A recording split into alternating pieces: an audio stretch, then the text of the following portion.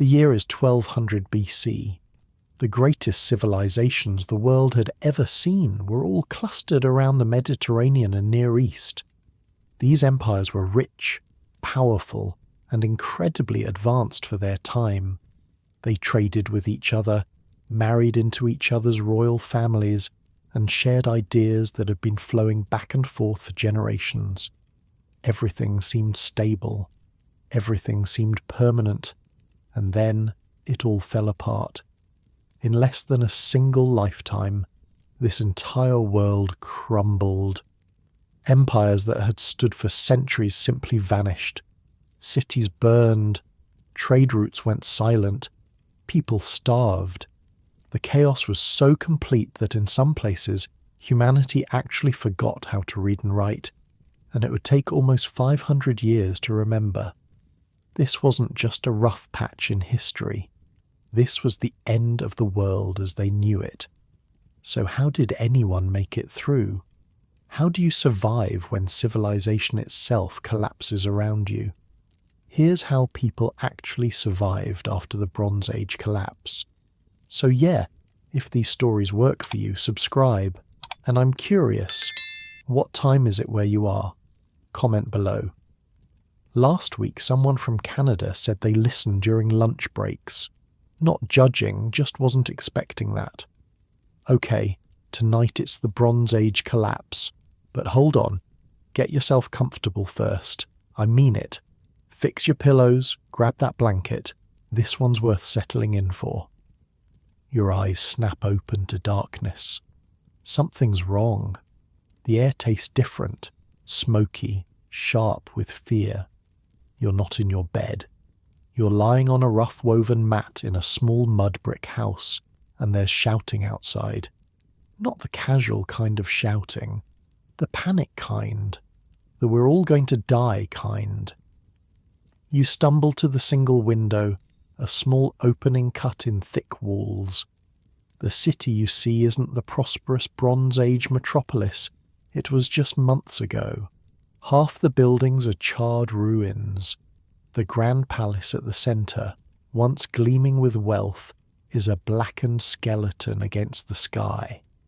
People are running, carrying whatever they can. Some have carts piled high with possessions. Others just have the clothes on their backs. They're coming again, an old man wheezes as he hurries past. The mountain people, the city walls won't hold this time. And just like that, you're experiencing the Bronze Age collapse firsthand. Not like right now, where you're warm and safe in your cozy bed in the 21st century. No, you're in the middle of civilization's greatest catastrophe until that point in history. Let's take a step back. Wait, I need to paint you a picture first. Imagine our world today, but instead of global networks of trade with ships and planes and the internet, it's all concentrated in a single region, the Eastern Mediterranean and Near East, Egypt, Greece, Turkey, Syria, Iraq. This was where human civilization reached its peak in 1200 BC. I spent way too long researching this period, and honestly, it blows my mind how advanced these societies were.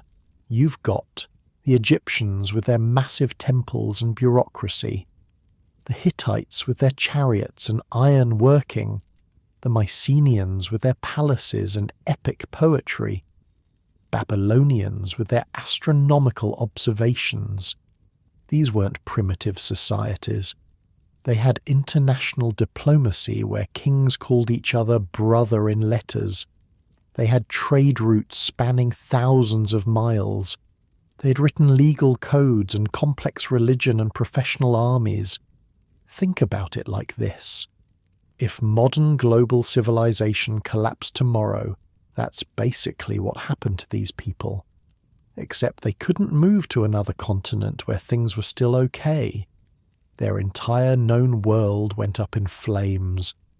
So who survived this apocalypse? Well, to understand that, we need to first look at who didn't make it. Let's start with the obvious. Kings, queens, nobles, priests, the whole ruling class. These fine folks were usually the first to go. And I'm not just talking about foreign invaders targeting them. Their own people often turned on them. Picture this. You're some Bronze Age king. You've spent decades telling everyone how the gods chose you personally to rule, how you alone can ensure prosperity and safety. Then suddenly there's famine, there's war, people are starving, and you're still living in your palace surrounded by gold. How long before someone says, hey, maybe this guy isn't actually divinely appointed? Maybe he's just a dude with a fancy hat who's terrible at his job? Not very long, it turns out. Archaeological evidence shows many palaces were burned not by invaders, but from within. The people who'd once bowed to these rulers now blame them for everything going wrong. But wait, you're thinking. Couldn't they just send in the army to control the people? Well, that brings us to the second group that didn't do great. Military men. Professional soldiers were highly dependent on the palace economy. They needed centralized organization, steady food supplies, and specialized weapons. Once the system started breaking down, armies fractured. Some stayed loyal, many didn't. Either way, their life expectancy dropped drastically. The collapse didn't discriminate between those who fought with swords and those who fought with pens. Scribes, basically anyone who could read and write, mostly disappeared. We know this because writing itself vanishes from many regions. In Greece, writing completely disappears for almost 500 years after the collapse. Think about that. Not a single written word for 5 centuries.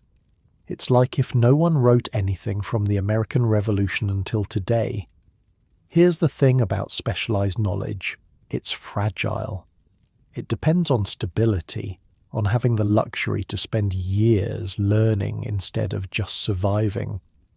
When everything falls apart, people don't have time to teach their kids how to form complex symbols on clay tablets. They're too busy teaching them how to not starve. And speaking of starving, farmers didn't fare much better. These were the backbone of every Bronze Age society, the absolute majority of the population. But farming in many regions depended on complex irrigation systems that required maintenance and coordination. Once those systems were destroyed by war or neglect, the fields dried up. Plus, farmers make easy targets. They can't just pick up and leave. Their livelihood is literally rooted in the ground. When marauders came through, farmers had 2 choices: abandon everything they knew or stay and probably die.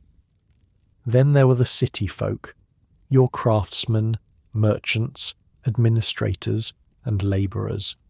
Think of the butcher, the baker, the bronze chariot wheel maker. City in the Bronze Age were not self-sufficient. They existed because the surrounding countryside produced enough surplus food to support non-farming specialists. When that system collapsed, cities became death traps. No food coming in, disease spreading fast, angry mobs forming in the streets, and invaders at the gates. Not exactly a recipe for longevity. I've been to archaeological sites from this period. You want to know what the layers from the collapse look like? Ash. Thick, black layers of ash, mixed with broken pottery and scattered bones. Sometimes you find skeletons in the streets, in doorways, under collapsed roofs. People who didn't get out in time. The destruction was not merely of buildings, one archaeologist told me, but of entire ways of life. Imagine you're in that city I described earlier. The walls are breached. The palace is burning. What do you do? Where do you go? How do you survive when everything you've known is literally going up in flames? Your options aren't great. The countryside is overrun by desperate people and opportunistic raiders. Other cities are falling just like yours. The kings and nobles who once ruled have either been killed or fled. The temples that stored grain for hard times have been looted. The world is suddenly a much darker, more dangerous place. But here's the wild thing. Some people did survive. Not many from the old order, but enough to eventually rebuild, though in very different forms, and their stories of survival are fascinating. Take Egypt, for example. While almost every other major civilization completely collapsed, Egypt managed to limp on, though as a shadow of its former self. How? Through a brutal combination of military power, political adaptation, and sometimes just dumb luck. The year is 1077 BC, about a century after the worst of the collapse. Egypt is no longer the mighty empire that built the pyramids and conquered vast territories. It's a shrunken, impoverished version of itself, ruled by a tired old man, Ramses the Persistent, the last native Egyptian pharaoh to rule a united Egypt. Long gone are the days of god-kings beloved by the people, throwing lavish parties to celebrate victories in far-off lands. Instead, Egypt's economy has crashed. Basic goods cost a fortune.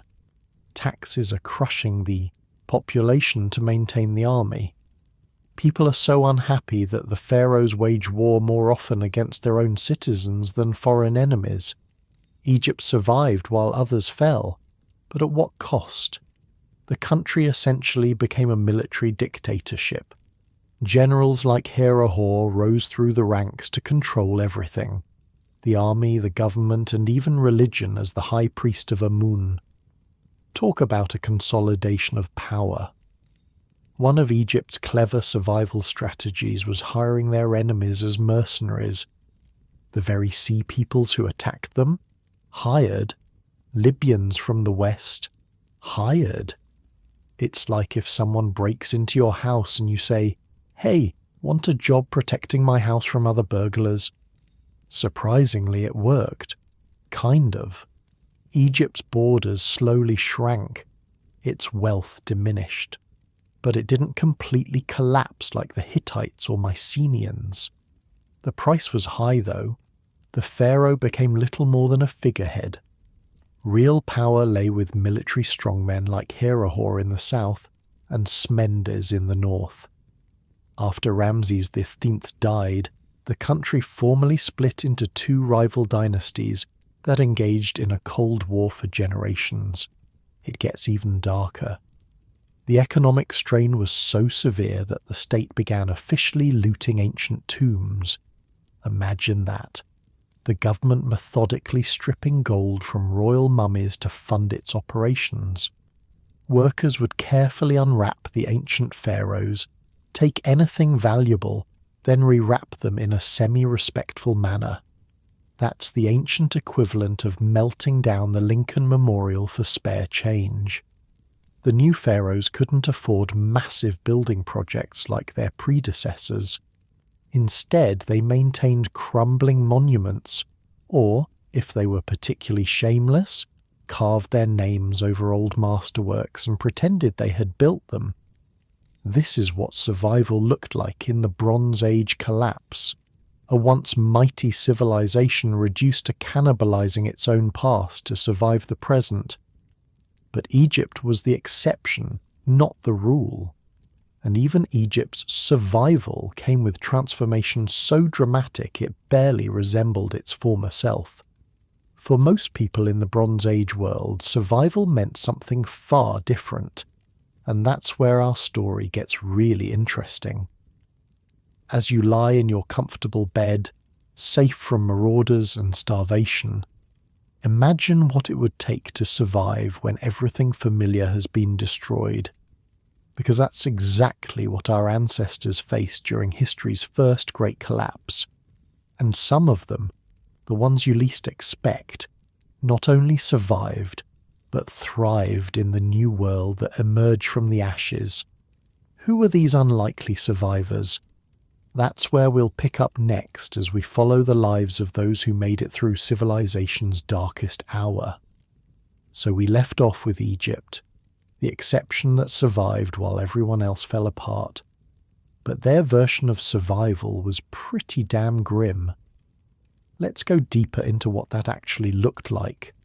Picture this. You're an ordinary Egyptian farmer in the Nile Delta around 1100 BC.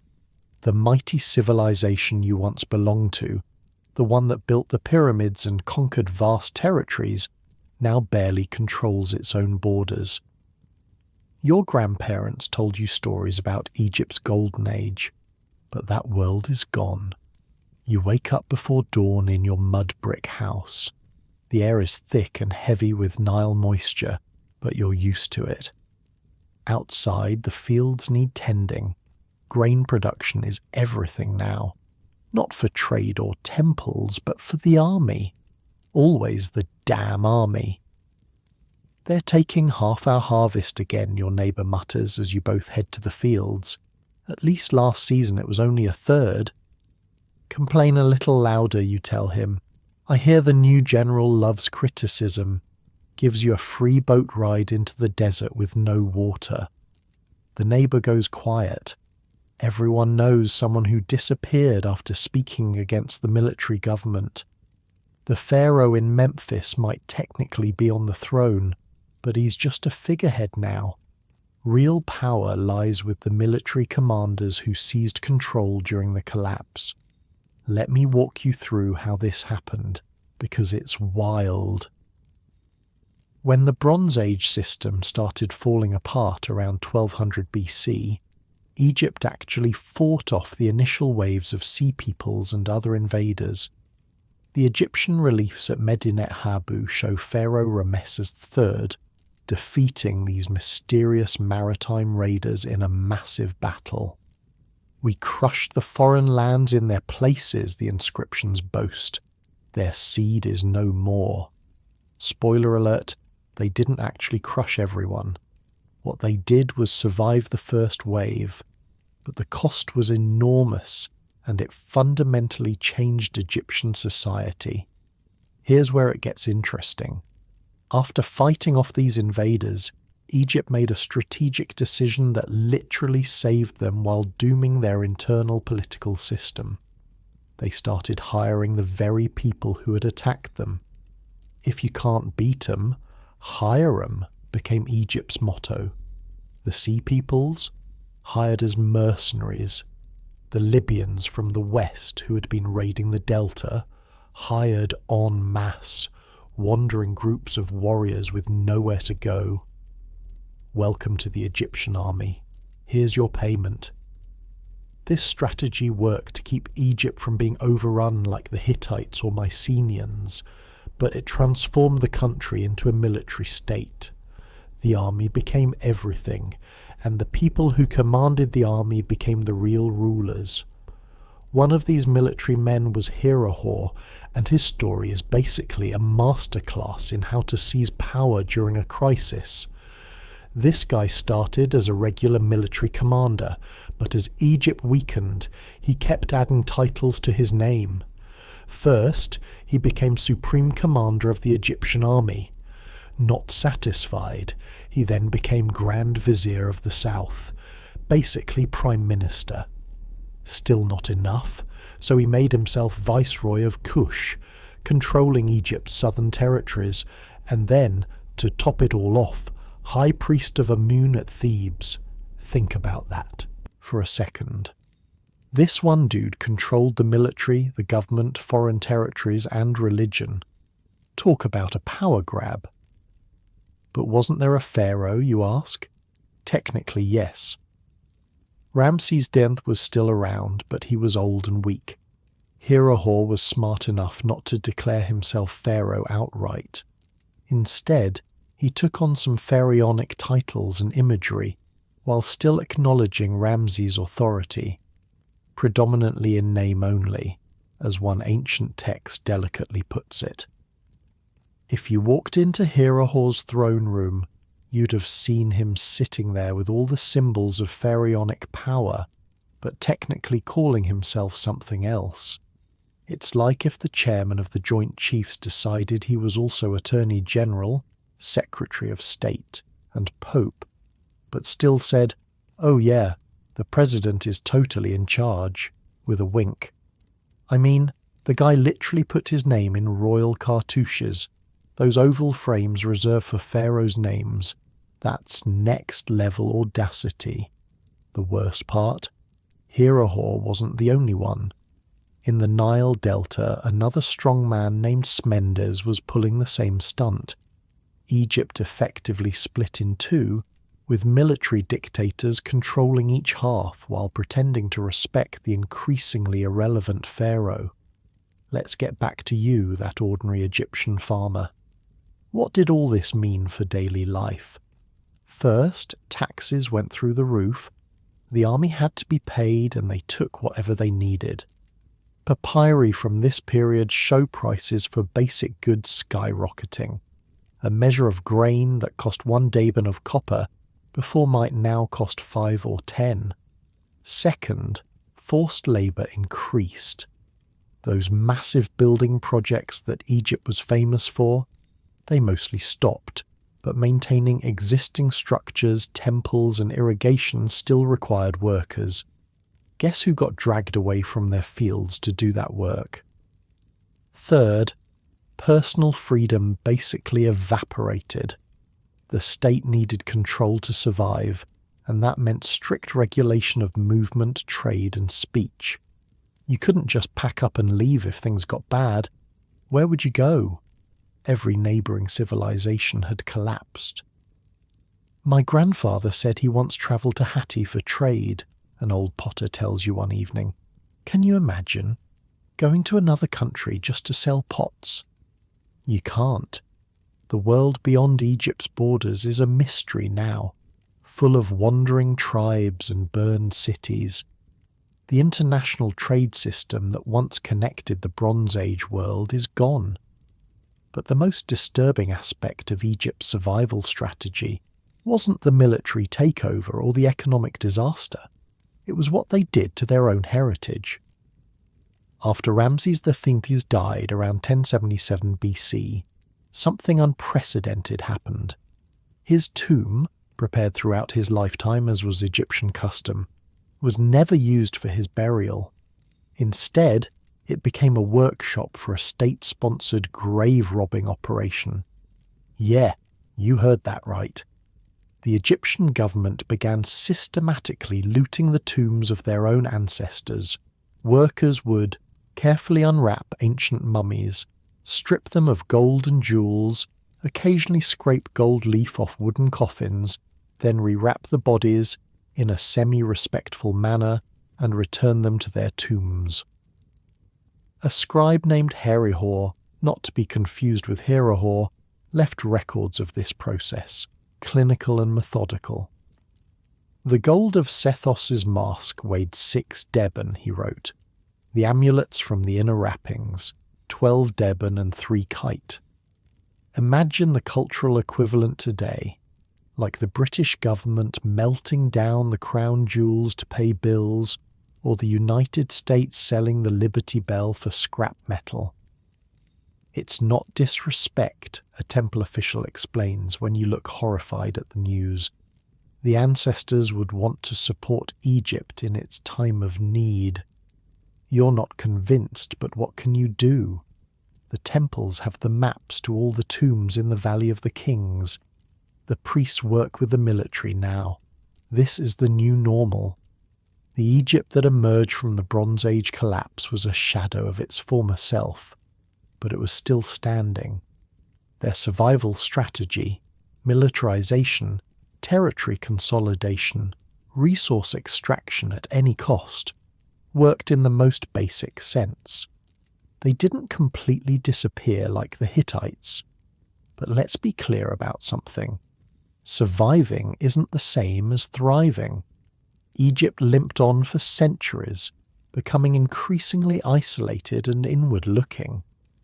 The two rival dynasties that formed after Ramses XIII's death engaged in a cold war with each other rather than rebuilding international connections. The pharaohs of these new dynasties couldn't afford massive building projects like their predecessors. They maintained crumbling monuments when they could afford it, or if they were particularly shameless, carved their names over ancient masterworks and pretended they had built them themselves. I passed the great temple at Karnak yesterday, a travelling merchant tells you. The new pharaoh has scratched out 3 old names and put his own in their place. The paint is still wet. Egypt's story is basically what happens when survival becomes the only goal.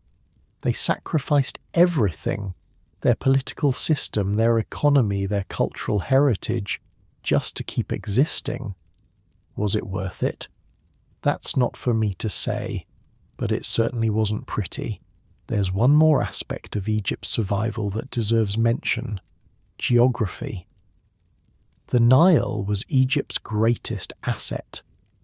While other regions relied on rainfall agriculture that could fail during droughts, which some evidence suggests contributed to the Bronze Age collapse, Egypt's farming depended on the annual Nile flood. As long as that cycle continued, Egypt could feed itself, even if international trade collapsed. The desert barriers on either side of the Nile Valley also provided some protection against invaders who had to cross harsh terrain to reach the population centres. But not everyone who survived the Bronze Age collapse did so by hunkering down behind natural barriers and turning into a military state. Some took the exact opposite approach. While Egypt was building walls and consolidating power, other survivors were constantly on the move, adapting to the new, chaotic world in very different ways. Remember that Egyptian farmer we've been following? One evening he sees something unusual on the horizon, a dust cloud moving along the desert edge. Through the haze, dark figures appear, men on donkeys leading herds of sheep and goats. They're not Egyptians. Their clothes are different, their language strange. Mountain people, an old soldier spits, coming down to trade wool and cheese for grain. They're the ones who destroyed the Hittites, you know, sacked their capital at Hattusha. Now they wander with their flocks, answering to no king. The farmer watches, fascinated. These people look poor compared to Egyptians, their clothes rougher, their possessions few. But there's something in their bearing, a kind of freedom that Egyptians haven't known since before the collapse. Do they ever worry about taxes, the farmer asks. The soldier laughs. Who would collect them? They move with the seasons. No palaces, no temples, no grand cities to maintain, just families and their animals. The farmer considers this as the strangers approach the village market. He's never left Egypt, never considered any other way of life, but as he watches these nomads, survivors of a different sort, he wonders for the first time if there might be other ways to live in this broken world. And that's where we turn our attention next, to the mountain peoples who came down from their highland fortresses to take advantage of the chaos in the flatlands. Because while Egypt was desperately trying to maintain a version of the old order, these folks were creating something entirely new from the ruins. The mountain warriors were coming down from their high places, and the world would never be the same. While Egypt was turning itself into a military dictatorship just to survive, a very different kind of survival story was playing out to the north. This one's about revenge, opportunity, and people who'd been waiting generations to turn the tables. Picture this. You're born in the mountains of Anatolia, what's now Turkey. But you're not part of the mighty Hittite empire that controls the fertile plateaus and valleys. You're a Kaska tribesperson, living in the harsh northern highlands where the soil is thin and the winters brutal. For generations, your people have been pushed around by the Hittites. Sometimes you're their vassals paying tribute. Sometimes you're officially at war. Sometimes there's an uneasy peace.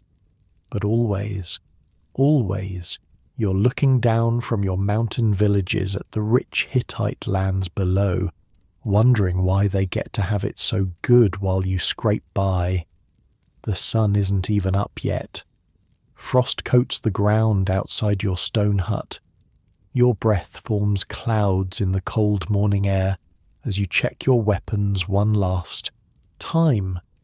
Today isn't a raid, the kind your people have conducted for centuries, darting down from the mountains to steal cattle or grain before retreating to safety. No, today is different. The flatland cities are falling everywhere, your tribal chief says, his voice low and intense. The Hittite king has pulled soldiers from our borders to defend against sea raiders on the coast. Their god king sits in Hattusha with half his usual protection. He pauses, letting this sink in. Around you, dozens of warriors nod grimly. Everyone knows what this means. How many generations have the Hittites taken our best land? How many of our children have starved during harsh winters while they feast in their palaces? The gods have given us this moment. We would be fools not to take it. That night you join thousands of Casca warriors descending from the mountains. Not just your tribe, but a coalition of mountain peoples with old grudges against the Hittites. You're not alone either. All across the Bronze Age world, mountain peoples are making the same calculation. Okay, wait, I can hear you thinking from the comfort of your bed. Who exactly were these mountain people? Great question. The mountains surrounding the fertile valleys and plateaus of the Near East were home to dozens of different groups. The Casca in northern Anatolia, the Mushki to the northeast, the various peoples of the Caucasus Mountains, the Gutians and Elamites in the Zagros Mountains east of Mesopotamia. For centuries these mountain folks had a particular relationship with the flatland kingdoms like the Hittites, Assyrians, and Babylonians. When the big empires were strong and united, they'd march armies into the mountains and force the people there to pay tribute, basically saying, "Give us your valuable metal ores, timber, and whatever else we want, or we'll burn your villages." But when those empires weakened, during civil wars, succession crises, or natural disasters, the mountain peoples would pour down into the flatlands, raiding, collecting their own tribute, and sometimes sacking cities. It was this constant back and forth, with the balance of power shifting depending on who was stronger at any given moment. What made the Bronze Age collapse different was that it wasn't just one empire having a bad decade. It was the entire system falling apart simultaneously. And for the mountain peoples, this wasn't just an opportunity to raid. It was a chance to permanently change the power dynamic. Back to our Casca warrior. You're approaching Hattusha, the mighty capital of the Hittite Empire. In its prime, this was one of the most impressive cities in the world, with massive stone walls, grand temples, and a royal acropolis. The Hittite kings ruled from here over an empire that stretched from western Anatolia to northern Syria. But now, as you and your fellow warriors creep closer under cover of darkness, the city seems diminished somehow. Parts of the wall are unmanned. There are fewer lights than there should be for a city this size. They've sent too many soldiers elsewhere, your chief whispers, and many have deserted. The city folk are hungry. Their trade routes for grain have been disrupted. You'd always imagined that taking Hattusha would be impossible, that its walls would be too high, its soldiers too many. Yet here you are, about to attempt exactly that. What happens next is exactly what archaeologists discovered when they excavated Hattusha. The city was utterly sacked. The royal palace and temples burned, skeletons in the streets, the entire mighty capital of the Hittite Empire wiped off the map so completely that the very location of Hattusha was forgotten until archaeologists rediscovered it in modern times. The Hittite Empire, which had stood for over 600 years and once fought Egypt to a standstill, was gone in what seems to have been a matter of days or weeks. But the Kaskas weren't the only mountain people taking advantage of the chaos. Far to the east, another highland group was making their move against an even more ancient centre of civilization, Babylon, that legendary city, the intellectual and cultural heart of Mesopotamia for over 1,000 years, the city of Hammurabi's code, of the hanging gardens, of ziggurats reaching to the heavens. After surviving an attack by the Assyrian king Tukulti-Ninurta there, the city was struggling to recover when disaster struck again. This time it was the Elamites, a powerful and highly organized mountain kingdom from what's now southwestern Iran. The Elamites had a long, complicated history with Mesopotamian powers, alternating between being trading partners, military rivals, and outright enemies. When they saw Babylon weakened, they made their move. Under their king Shutruk-Nahunte, try saying that 5 times fast, the Elamites sacked Babylon around 1155 BC, plundering its temples and palaces and carrying off treasures like the famous stele bearing Hammurabi's code.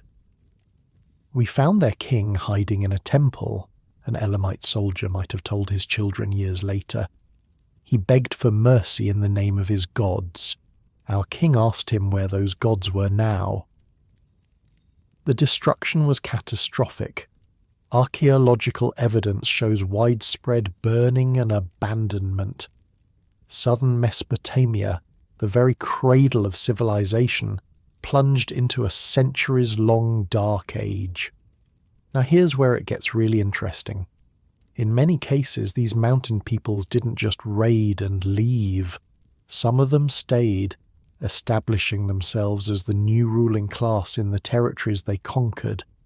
This wasn't a new pattern.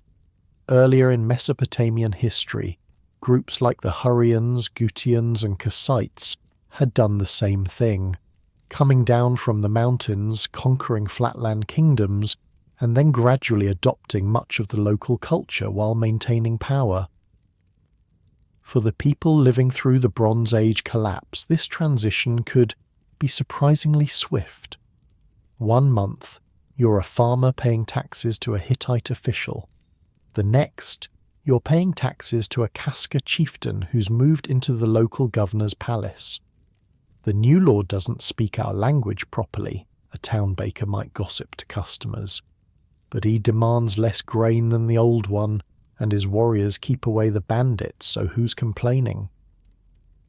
For many ordinary people, life under new mountain overlords might actually have been an improvement. The complex, top-heavy bureaucracies of the Bronze Age kingdoms extracted enormous resources to maintain palaces, temples, and armies. Mountain tribal leaders often had simpler needs, at least initially. Of course, it wasn't all smooth transitions and reasonable new overlords. In many places, the incoming mountain peoples were brutal conquerors. They hadn't forgotten generations of exploitation by the flatland kingdoms.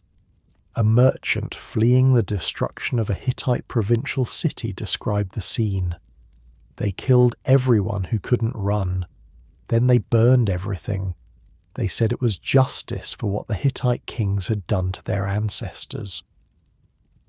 This brings up an important point about survival during the Bronze Age collapse. Sometimes, the difference between surviving and not surviving wasn't about your personal skills or resources. It was simply about where you happened to be when disaster struck. If you were in Hattusha when the Kaskas came, your chances were pretty bad regardless of who you were. If you were in a small village that peacefully submitted to new rulers, you might have carried on much as before, just paying tribute to different collectors. For the mountain peoples themselves, the collapse presented a once-in-a-millennium opportunity. Suddenly, all those rich flatlands with their fertile soil and established cities were theirs for the taking. After generations of being the underdogs, they were now on top. But their success wasn't just about taking advantage of a power vacuum. These mountain folks had developed specific skills and cultural adaptations that served them incredibly well in a collapsing world. First, they were used to harsh conditions. When you grow up in mountainous terrain with thin soil and cold winters, you learn to be tough. Food scarcity, something new and terrifying for city dwellers, was a fact of life that mountain people had strategies to manage. Second, their social structures were more flexible. While the great Bronze Age kingdoms had elaborate bureaucracies that collapsed when their palaces burned, mountain tribes operated on kinship networks and direct leadership. A tribal chief didn't need a staff of scribes and a palace complex to give orders. Third, they were mobile. Mountain peoples were accustomed to moving with the seasons, following herds, or relocating when necessary. When disaster struck, they could pick up and go elsewhere much more easily than settled farmers or city dwellers. An old Hittite, scribe captured during the sack of Hattusha, marveled at his new reality. These people have no permanent temples for their gods. They carry their sacred objects with them. They can worship anywhere. Perhaps this is why their gods seem stronger than ours now. They are not trapped in burning buildings. This mobility factor is critical to understanding who survived the Bronze Age collapse. The mountain peoples have been practicing a mixed subsistence strategy for centuries, some farming in the summer months combined with herding, hunting, and gathering. This made them far more adaptable when stable agriculture systems broke down. But the mountain peoples weren't the only ones with this advantage. There was another group, even more mobile, even more adaptable, that would prove to be the ultimate survivors of the Bronze Age collapse. While you're lying in your comfortable bed, warm and secure, imagine what it would be like to have no permanent home at all. No fields to tie you down, no city walls to trap you, just your family, your animals, and the open horizon.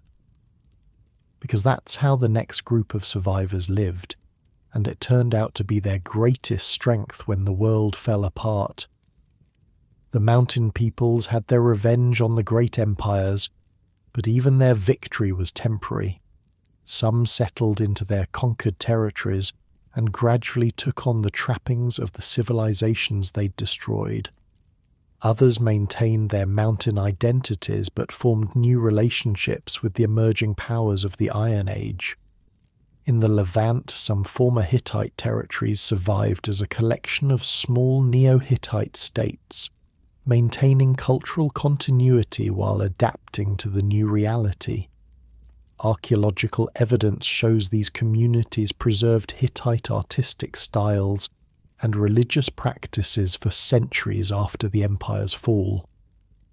My grandmother's grandmother served in the great temple at Hattusha.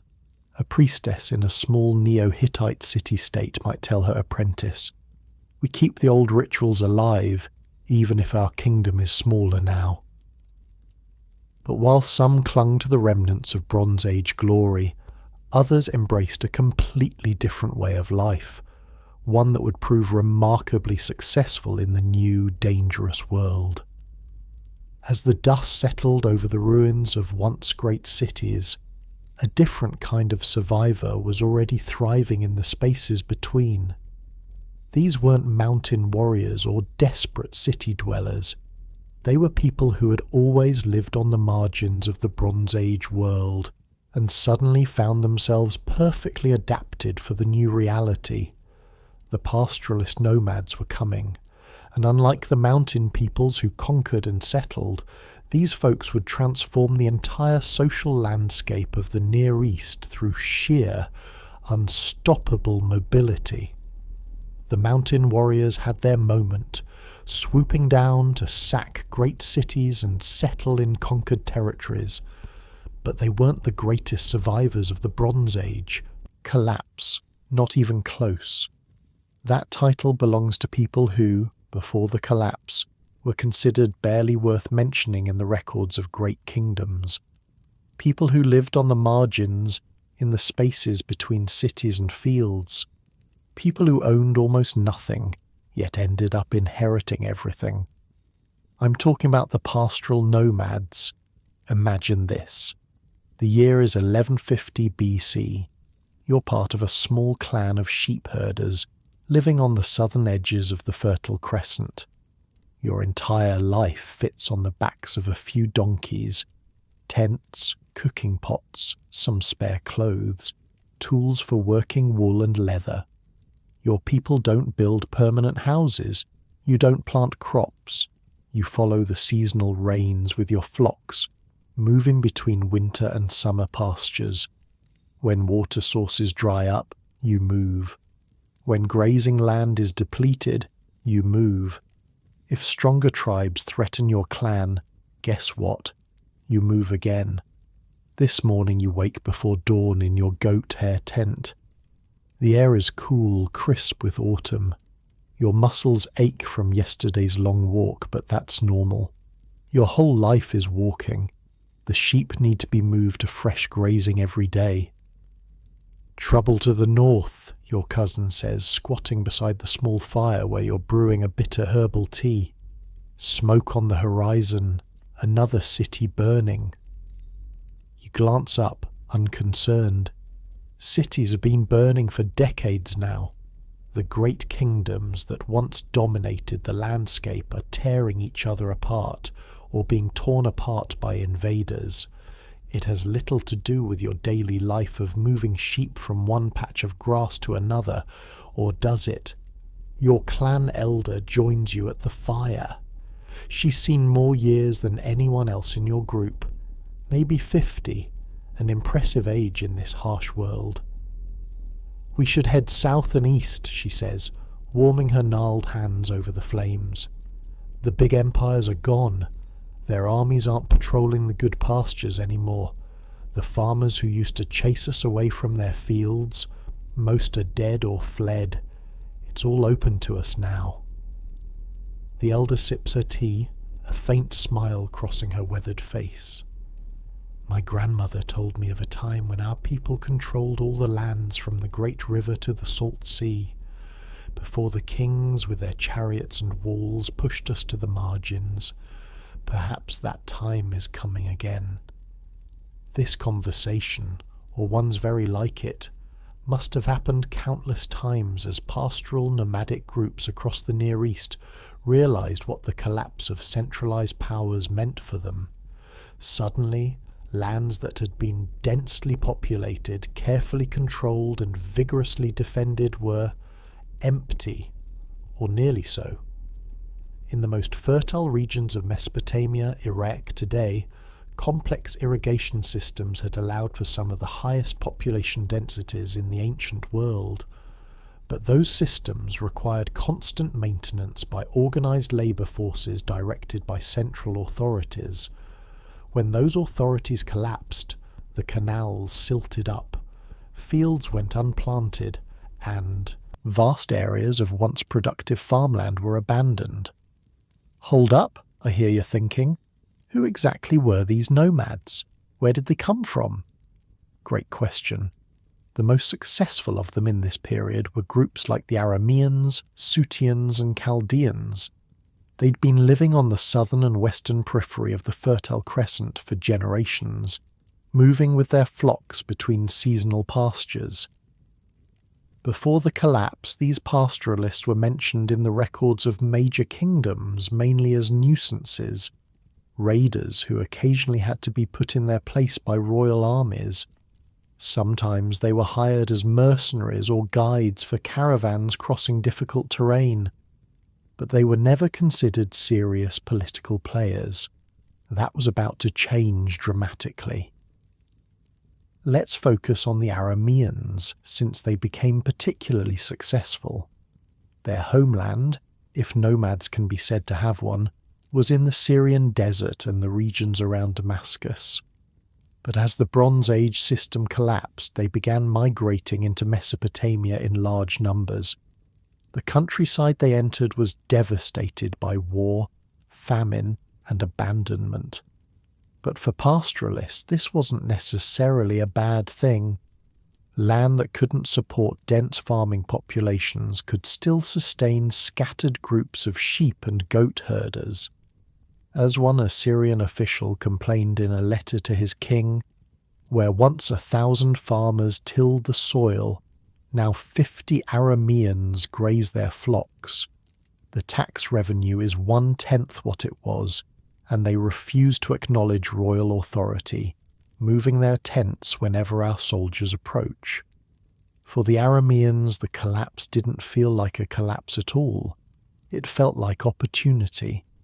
Your clan has been travelling for weeks, moving deeper into territories that once belonged to the Assyrian Empire. The journey hasn't been easy. Water sources are sometimes contaminated by decomposing bodies, and occasionally you encounter desperate refugees or bandits. But mostly you find empty land.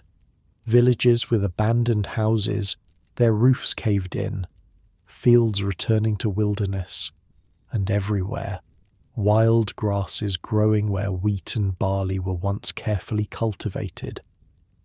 More grass than the sheep can eat, your brother says, watching the flock spread out across a hillside that shows the faint traces of old terracing, and no farmers to chase us away.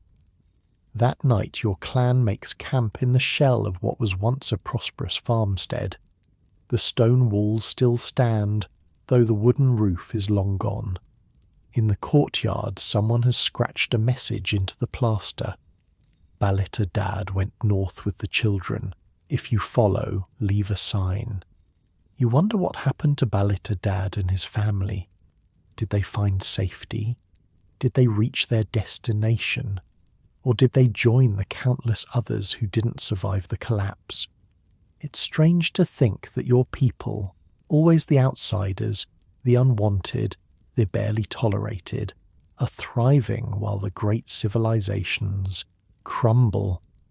But your way of life prepared you for this moment in ways you're only beginning to understand. For starters, you're mobile. When danger threatens, you don't need to defend walls or fields, you just move. Your wealth isn't in buildings or heavy possessions that can't be transported. It's in your animals, which transport themselves. You're also self-sufficient. Your clan produces almost everything it needs. Meat and milk from the herds, wool and hides for clothing and tents. The few things you can't make, metal tools, certain luxury goods, you can trade for, offering cheese, wool, or young animals. And perhaps most importantly, your social structure is resilient. It's based on kinship and direct relationships, not on complex bureaucracies that can collapse when a palace burns. If half your clan died tomorrow, a horrifying thought, the other half would continue functioning with the same social organization, just on a smaller scale. These advantages meant that while settled populations were devastated by the Bronze Age collapse, pastoral nomads like the Arameans actually expanded their territory and influence dramatically.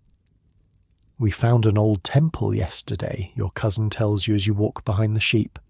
Statues of foreign gods knocked over, offerings scattered, but in one corner, untouched, a small shrine to the storm god. You nod, unsurprised. The storm god is revered by your people too, though you don't build grand temples for him. The god travels with you, present in the thunder and life-giving rain.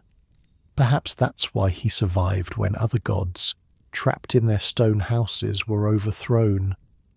The Arameans weren't just taking advantage of newly available grazing land. Some groups began settling in abandoned villages and towns, creating new power centres. Others took control of strategic locations like water sources or trade crossroads, extracting payments from anyone wanting to pass. As their numbers and confidence grew, they became bolder. Assyrian records, admittedly not the most objective source, describe Aramean bands raiding farms, attacking caravans, and even assaulting small cities. The mighty Assyrian Empire, which had survived the initial shock of the Bronze Age collapse better than most, found itself increasingly beset by these highly mobile adversaries. Assyrian kings launched campaign after campaign against the Arameans, each time claiming total victory. "We have utterly destroyed the Aramean menace," one royal inscription boasts. "Their settlements are burned, their flocks scattered, their fighting men slain. They will trouble Assyria no more." And yet, a few years later, the same king, or his successor, would again campaign against these supposedly defeated enemies. This pattern repeated for decades. I love this part because it shows how traditional military powers struggled against asymmetric threats like the Arameans. The Assyrian army was a fearsome war machine, well equipped and disciplined. But how do you defeat an enemy who simply packs up and moves when you approach, only to return after you leave? The evidence suggests the Assyrians frequently lost these conflicts, though they weren't keen on recording their defeats. 3 signs point to this. First, the sheer number of campaigns they launched against the Arameans. If they'd actually won, they wouldn't have needed to keep fighting the same enemy. Second, they made and kept peace with the survivors of their old enemy Babylon, who was also being overrun by nomadic pastoralists. And third, they ultimately abandoned their empire and retreated to their heartland, which itself came under Aramean assault. "They're impossible to pin down," an Assyrian general might have complained. "We march forth with our chariots and infantry in formation, and they simply melt away into the landscape. Then they return at night in small bands, attacking our supply lines and isolated outposts." The situation grew so dire that even Assyria's impressive infrastructure began to fail. Archaeological evidence shows that an aqueduct supplying their capital city was destroyed during this period and remained unrepaired for decades, something unthinkable in Assyria's prime. Some particularly daring Aramean leaders captured remote Assyrian mountain forts, using them as bases for further operations. And as refugees fled the countryside for the safety of walled cities, these urban centres faced food shortages, disease outbreaks, and civil unrest. Basically, the most powerful surviving empire of the Bronze Age was being taken apart piece by sheep herders. "Never underestimate sheep herders," my archaeology professor once told me. "They've outlasted every empire in history. Your clan has joined with several others, forming a larger tribal group for protection and to control a valuable water source. Your camp has grown to nearly 100 tents, with thousands of sheep and goats grazing the surrounding hills." One morning, a group of strangers approaches, farmers by their clothing, though their garments are torn and dirty from long travel. "Our village was raided," their leader explains, a gaunt man with haunted eyes. "First by soldiers demanding grain for the king's army, then by bandits taking what the soldiers left. We have nowhere to go. Your tribal chief considers them. More mouths to feed, but also more hands to work. Can any of you herd animals, or work wool, or tan hides?" The farmers look at each other uncertainly. "We can learn," their leader says. The chief nods. "Then you can stay." Each family will be assigned to a clan. You'll work for them, learn our ways. In 3 summers, if you've proven yourselves, you can have your own flocks." This scene played out countless times during and after the Bronze Age collapse. As traditional farming communities became unviable, many survivors joined nomadic groups, gradually adopting their lifestyle and culture. It wasn't always a peaceful integration. Many farmers were simply enslaved by Aramean bands. An Assyrian text describes numerous small bands of Arameans stalking the countryside, enslaving rural farmers. This forced rural populations to flee to walled cities for protection, further disrupting agriculture and creating new problems of overcrowding and resource scarcity. But over time, something remarkable happened. Many Aramean groups, having seized territory and resources, began transitioning from pure nomadism to a more settled existence. Some became rulers of small kingdoms centered on fortified towns, often built on the ruins of Bronze Age settlements.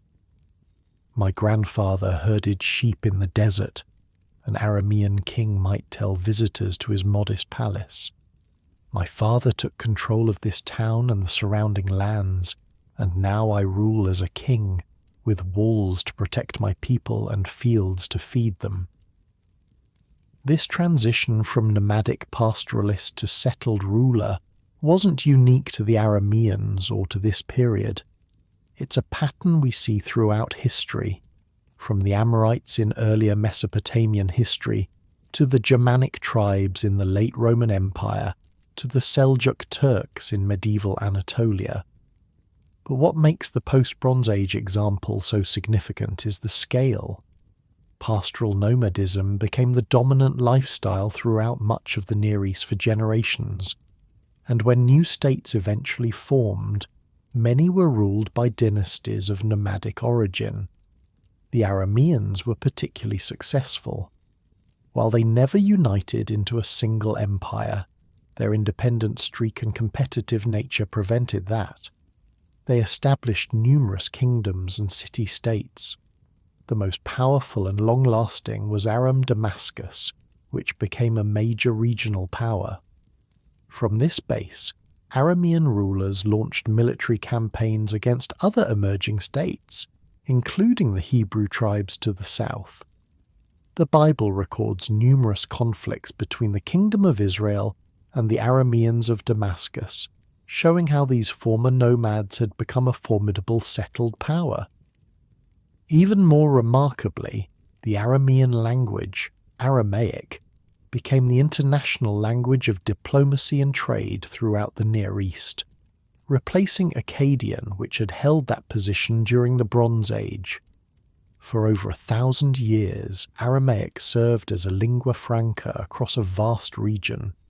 Jesus himself would later speak Aramaic as his primary language.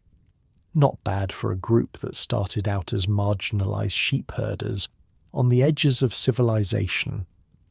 As you drift off to sleep tonight in your comfortable bed, think about those nomadic pastoralists who found opportunity in catastrophe. While kings and scribes and city dwellers saw their world ending, the Arameans and their kind were just beginning their rise to prominence. Their society, mobile, adaptable, resilient, turned out to be perfectly suited for a time when mighty empires fell like dominoes. But they weren't the only unlikely survivors of the Bronze Age. Collapse. Even as pastoral nomads thrived in the devastated countryside, another group was finding ways to navigate the chaos, connecting the fragments of the shattered world. These were people who, like the nomads, had always lived somewhat outside the structures of palace and temple. People who spoke many languages, knew many customs, and could move between different societies with ease. The merchants were about to have their moment, and their story of survival is just as fascinating as that of the nomads who transformed the Near East. While pastoral nomads were thriving in the devastated countryside, there was another group finding their own path through the chaos. These were people who, even before everything fell apart, lived their lives crossing borders and navigating between different cultures. I'm talking about merchants, the Bronze Age equivalent of international business people. Picture yourself as a merchant from the coastal city of Ugarit, in what's now Syria. Before the collapse, you made a good living trading luxury goods between Egypt, Anatolia, Mesopotamia, and the Aegean. You speak 5 languages. You know the customs of a dozen kingdoms. You've paid bribes to officials from Mycenae to Memphis. When the collapse began, you saw it coming before most people. Trade routes were disrupted. Certain goods became impossible to find. Piracy increased along the coast. The price of everyday items started fluctuating wildly. One evening, you're sitting in a tavern near the Ugarit harbour. The clay tablet in front of you contains bad news. The latest message from your trading partner in Hattusa reports the Hittite capital is under threat from mountain tribes. This is the 3rd major trade hub to send warnings in as many months. "Smart money's moving east," says an Egyptian merchant sliding onto the bench across from you. You've done business with him before. He specializes in luxury goods for the Egyptian elite. Or as far away from here as possible. You take a sip of your beer. Nowhere's safe from what I hear. Mycenae's burning. Hattusa's threatened. Egypt's barely holding on. The Egyptian nods grimly. The sea routes are crawling with pirates too, but sitting still seems like the worst option. He gestures around the tavern, where local officials are trying to requisition goods for the city's defence. Ugarit's walls won't hold if the wrong people come knocking. He was right. Archaeological evidence shows Ugarit was violently destroyed around 1185 BC. Arrowheads found embedded in buildings and human remains in the streets suggest a sudden, catastrophic attack that the city's defences couldn't withstand. A clay tablet discovered in the ruins contains a desperate plea for help from the king. Enemy ships came, my cities were burned, and they did evil things in my country. But while many of Ugarit's residents perished, evidence suggests some merchants saw the writing on the wall and got out before the final destruction. And those merchants, with their unique skills and connections, were remarkably well positioned to survive the Bronze Age collapse.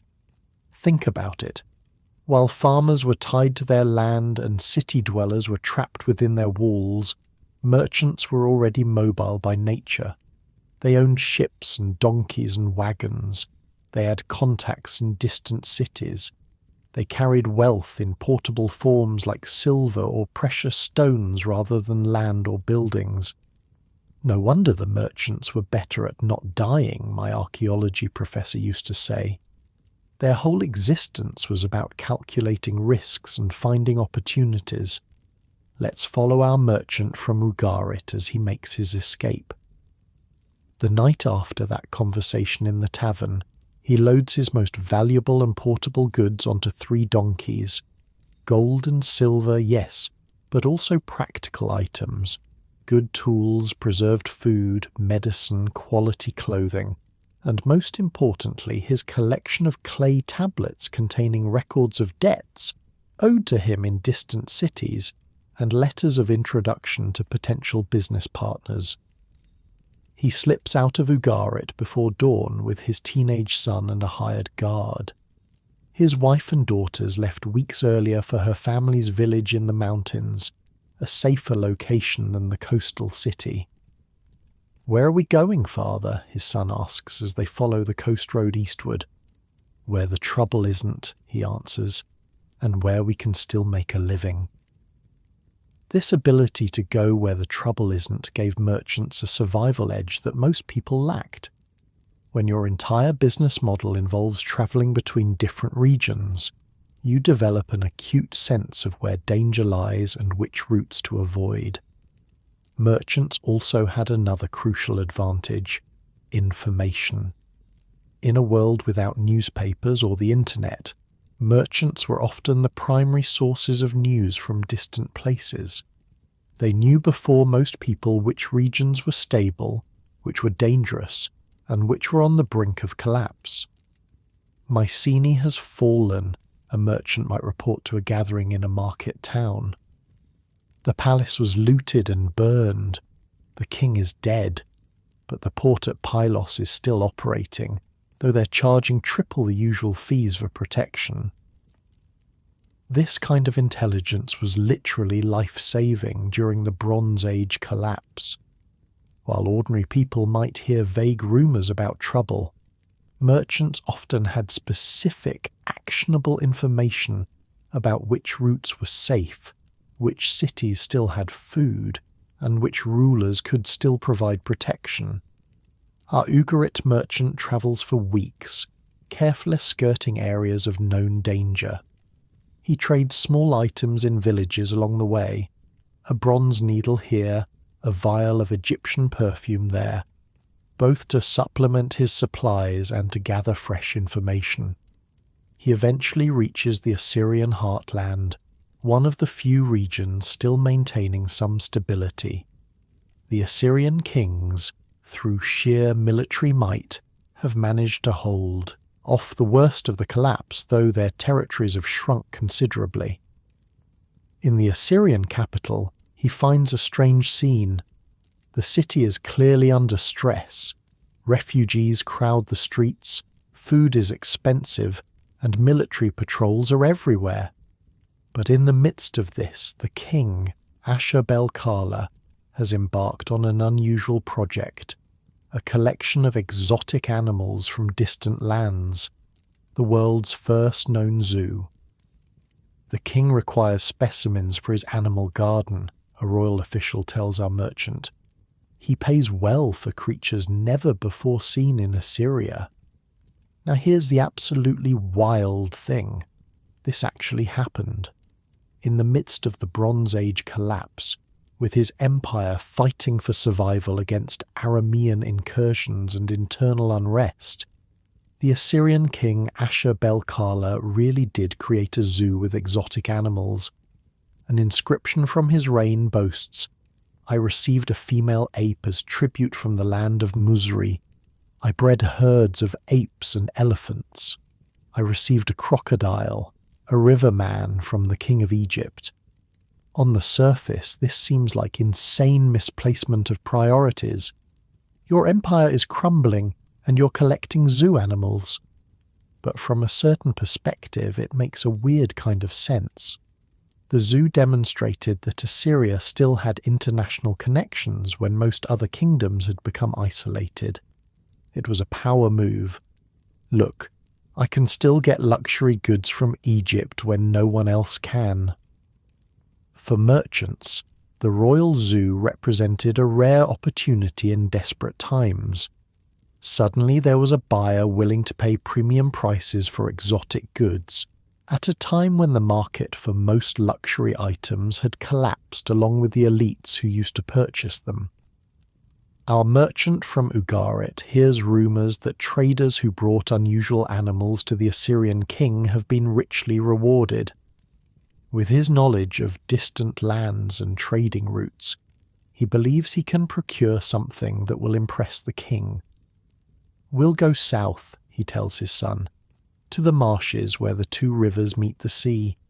There are creatures there found nowhere else. The journey is perilous. The countryside is plagued by bandits and desperate refugees. Twice they have to bribe their way through checkpoints set up by Aramean tribes, who now control stretches of what was once imperial territory. Once they have to abandon the road entirely and travel cross-country to avoid a battle between Assyrian forces and local insurgents.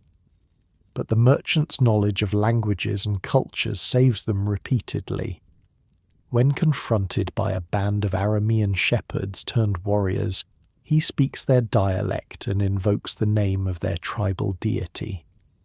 When stopped at an Assyrian military checkpoint, he produces a clay tablet with an official seal from a previous trading venture. This cultural fluency was perhaps the merchant's greatest survival asset. While others might view strangers with suspicion or hostility, merchants had always made their living by connecting with people from different backgrounds. "I've been arrested in 7 kingdoms," an old spice trader boasts to younger merchants at a caravanserai, "and talked my way out of execution in 6 of them. The trick is to find what the local strongman wants most and convince him you're the only one who can provide it." After weeks of difficult travel, our merchant reaches the southern marshes. With the help of local fishermen and a significant amount of silver, he captures several unusual creatures, including a young crocodile. Transporting this dangerous animal back to the Assyrian capital is a logistical nightmare involving a wooden cage, constant vigilance, and regular feedings of fish and meat. "This is madness," his son complains as the crocodile snaps at him during a feeding. "We could have traded for grain or textiles or anything normal people want." "Normal trade goods mean normal profits," the merchant replies. "This beast will buy us a house in the capital and the king's protection." He's right. When they finally reach the Assyrian capital and present the crocodile to Ashur-bel-kala, the king is delighted with this river dragon from the south. He rewards the merchant generously with silver, a small house near the market district, and most valuably, a tablet bearing the royal seal that grants him certain trading privileges. While this specific story is fictional, the broader pattern it represents is supported by archaeological evidence. Merchants were among the most successful survivors of the Bronze Age collapse, using their mobility, connections, and cultural knowledge to navigate the chaos. Some, like our fictional Ugarit trader, found refuge in the few remaining stable kingdoms like Assyria. Others established new trading networks that connected the fragmented post-collapse world, helping to eventually rebuild economic links between regions. One fascinating archaeological discovery supporting this comes from the island of Cyprus. During the worst of the Bronze Age collapse, most international trade had ground to a halt. But at several Cypriot sites, archaeologists have found ceramic vessels from widely scattered locations: Egypt, Canaan, Greece, and Anatolia, all dating to this period of supposed isolation. The presence of these traded goods suggests that some merchants found ways to maintain at least limited trading networks, even at the height of the collapse. They might have used smaller vessels, travelled with armed guards, stuck to safer coastal routes, or developed new strategies to reduce risk. "Never underestimate the human drive to buy and sell stuff," my economics professor used to say. Merchants will find a way to trade through almost anything: wars, plagues, collapsing civilizations. Where there's demand and potential profit, someone will figure out how to supply the goods. Another key to merchant survival was adaptability, the willingness to trade in whatever goods were in demand.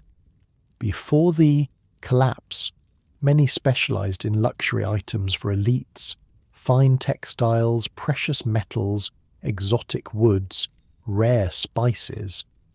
When those markets disappeared along with the palaces that consumed such goods, successful merchants pivoted to more practical commodities. "My grandfather traded perfumes for the ladies of the Hittite court," a merchant might tell his apprentice. "My father traded bronze weapons during the wars of collapse. I trade iron tools for farmers rebuilding their fields. Each generation adapts to what the world needs." This adaptability extended to routes and methods as well.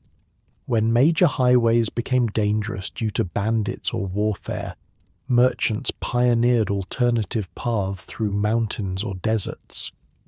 When sea routes were threatened by the mysterious sea peoples, they developed land caravans with better protection. Your eyes are getting heavy as you listen to the story, your bed soft and warm around you. Unlike the merchants of the Bronze Age, you don't need to worry about finding safe routes through chaotic lands or negotiating with warlords for passage. Your most difficult journey tomorrow might be a commute to work or school, not exactly comparable to transporting a crocodile hundreds of miles through bandit-infested territory. But there's something universal in these ancient survival stories. The merchants who survived and even thrived during the Bronze Age collapse weren't necessarily the physically strongest or the wealthiest. They were the most informed, the most connected, and above all, the most adaptable. They recognized reality quickly when things started falling apart. They didn't cling to the old ways when those ways no longer worked. They assessed the changing world accurately and adjusted their strategies accordingly. One of the most striking examples of merchant survival and adaptation comes from the aftermath of the collapse. As the dust settled on the ruins of Bronze Age civilization, it was often merchants who helped establish new centers of commerce and culture in places that had previously been backwaters. The Phoenician city-states along the coast of modern Lebanon, Tyre, Sidon, Byblos, had been modest trading centers during the Bronze Age, overshadowed by greater powers like Egypt and the Hittites.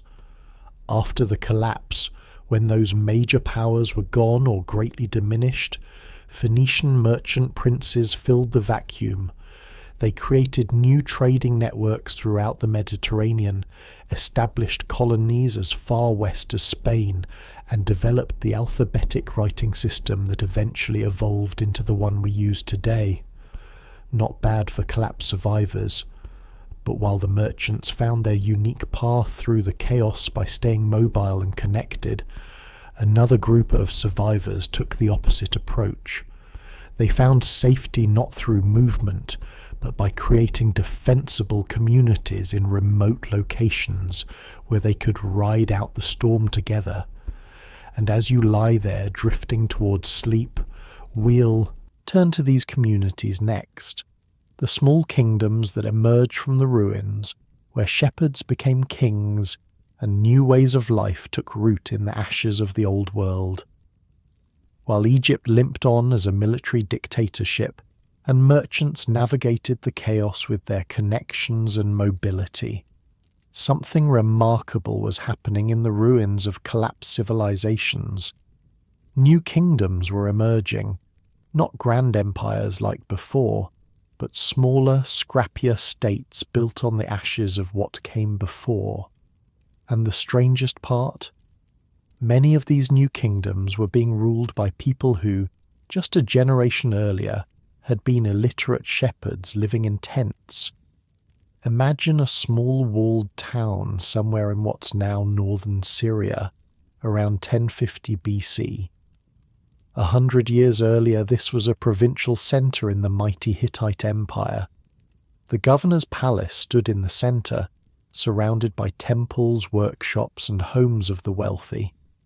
Beyond the walls, farmers worked fields that fed the urban population. Then came the collapse. The Hittite Empire disintegrated. The governor fled or was killed. The town was attacked repeatedly, first by organised armies, then by desperate refugees, finally by bands of nomadic raiders. Many buildings burned. Many people died. The survivors huddled behind walls that were increasingly difficult to maintain. Now, a century later, life goes on, but very differently. The governor's palace has been rebuilt, though on a much smaller scale. Instead of Hittite officials in chariots, men in the simple garb of Aramean tribal leaders stride through the streets. In the central square, An old man sits with his grandchildren telling stories of the old days. When I was a boy, he says, this town belonged to the great king of Hattusa. His word was law from the sunrise sea to the sunset sea. The children look skeptical. They've never known any ruler except the local Aramean chief who now calls himself king. The very name Hattusa means nothing to them. How did our king come to rule here, grandfather? One child asks. The old man sighs. That's a complicated story. When the old empire fell and chaos was everywhere, Aramean tribes raided us season after season. They would come with their warriors, take our food and valuables, then disappear before the few soldiers we had could respond. He shifts on his bench, rubbing his arthritic knee. One particular chief was especially persistent. Every harvest, like clockwork, he and his men would appear. Eventually our town council had a radical idea. They invited him to a meeting and said, instead of raiding us year after year, why not come live here and be our king? You can collect regular tribute and in return you protect us from other raiders. The children's eyes widen. And he agreed? Of course he did, the grandfather chuckles. Why be a nomadic raider when you can be a king with a palace? The arrangement worked surprisingly well. His warriors became our standing army. They married local women, and now, 3 generations later, his grandson sits on the throne, speaking our language better than his ancestral tongue. This story of Aramean chieftains transforming from raiders into rulers of settled communities played out across much of the former Hittite territory in northern Syria and southeastern Anatolia. Archaeological and textual evidence shows that around 1000 BC, many of the small city-states in this region came to be ruled by leaders with Aramean names, while gradually adopting a culture that blended Aramean and Hittite elements. It's one of history's recurring patterns. The nomadic raiders of one generation often become the established rulers of the next. It makes perfect sense when you think about it, my political science professor used to say. Being a successful raider chief requires many of the same skills as being a king: military leadership, resource management, and the ability to command loyalty. In some places, this transition from raider to ruler was relatively peaceful, as in our fictional example. Town councils, desperate for protection in a dangerous world, essentially hired Aramean chiefs as defense contractors, only to find these contractors gradually assuming full political control. In other places, the transition was more violent. Aramean bands would capture a town by force, install their leader as the new king, and establish a dynasty through conquest. Whether by invitation or conquest, the result was the same. Across much of the Near East, new kingdoms formed with Aramean leadership atop a local population that still maintained elements of pre-collapse culture. Let's zoom in on one region where this pattern played out in particularly interesting ways. The area where surviving Hittite cities interacted with Aramean newcomers. When the Hittite Empire collapsed, not every Hittite city was destroyed. In parts of northern Syria and southeastern Anatolia, a collection of Hittite centers survived as independent city-states. These communities maintained Hittite cultural practices, artistic styles, and religious traditions even as the empire they had once belonged to crumbled around them. Archaeologists call these surviving pockets of Hittite culture Neo-Hittite states. They preserved elements of Hittite civilization, like distinctive architectural styles and the use of hieroglyphic Luwian script, for centuries after the empire's fall. But these Neo-Hittite states didn't exist in isolation. They were surrounded by the newly arrived Aramean tribes, and the interaction between these groups created something new and hybrid. Imagine yourself as a citizen of Carchemish, one of the most important Neo-Hittite cities. Located on the Euphrates River, it had once been a major centre in the Hittite Empire. When the empire collapsed, Carchemish managed to survive as an independent state, maintaining many Hittite traditions. You're a craftsman, a metalworker who creates bronze figurines for the temple. Your father taught you the traditional Hittite methods, and the religious icons you create look much as they did a century ago.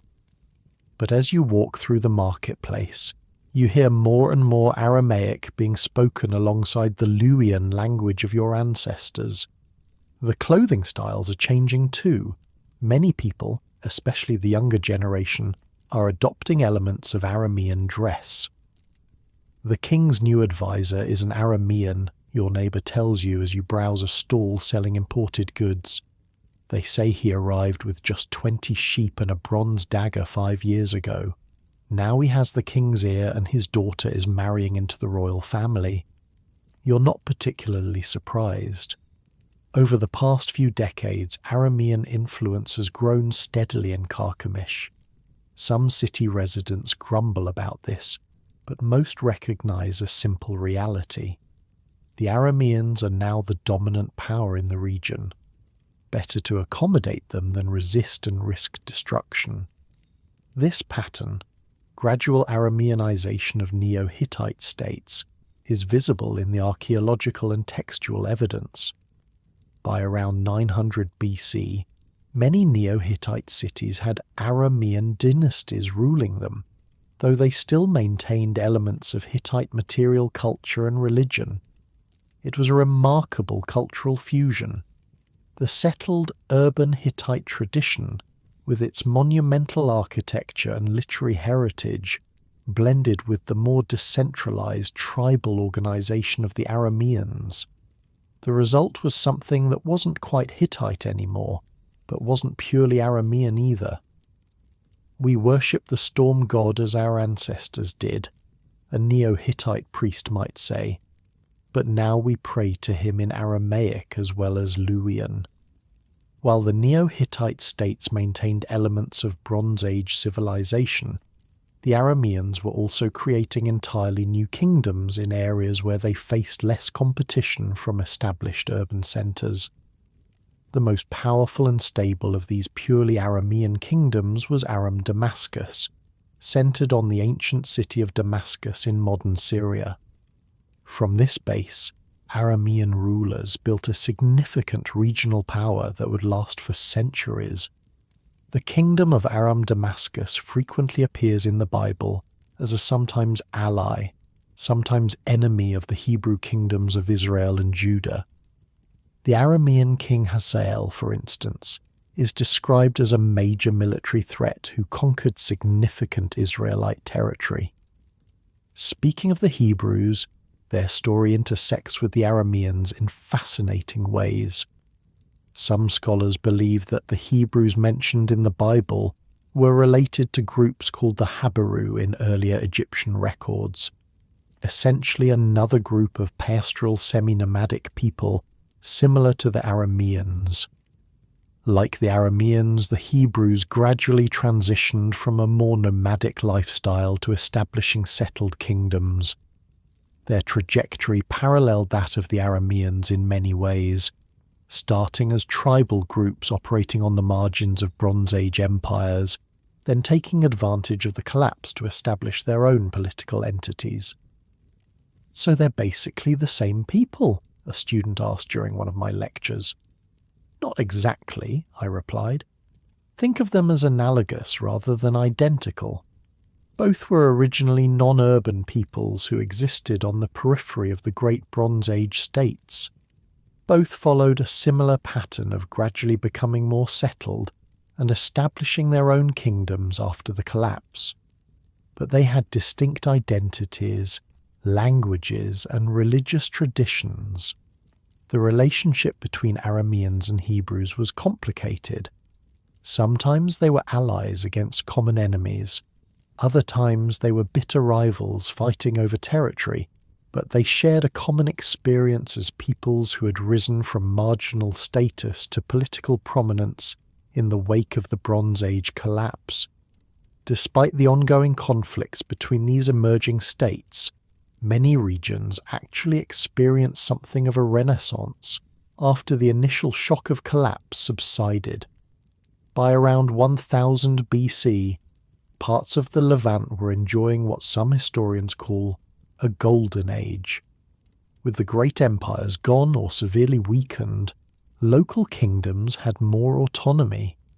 They were no longer caught in the power struggles between superpowers like Egypt and the Hittites. It was like being a small fish after all the sharks have left, as one of my colleagues colourfully puts it. Trade gradually recovered, though on a more regional scale than the globe-spanning networks of the late Bronze Age. New technologies spread, particularly ironworking, which became more common as the old bronze production systems collapsed. Bronze requires tin, which had to be imported from distant sources through complex trade networks. Iron, though harder to work with, could be produced locally in many regions. Some of these post-collapse kingdoms even began expanding and founding colonies. The Phoenicians, who had survived the collapse relatively intact in their coastal cities, established trading posts throughout the Mediterranean. The surviving Greek populations began recovering and eventually started their own colonization movement. It's a powerful reminder that collapse, while devastating, is rarely final.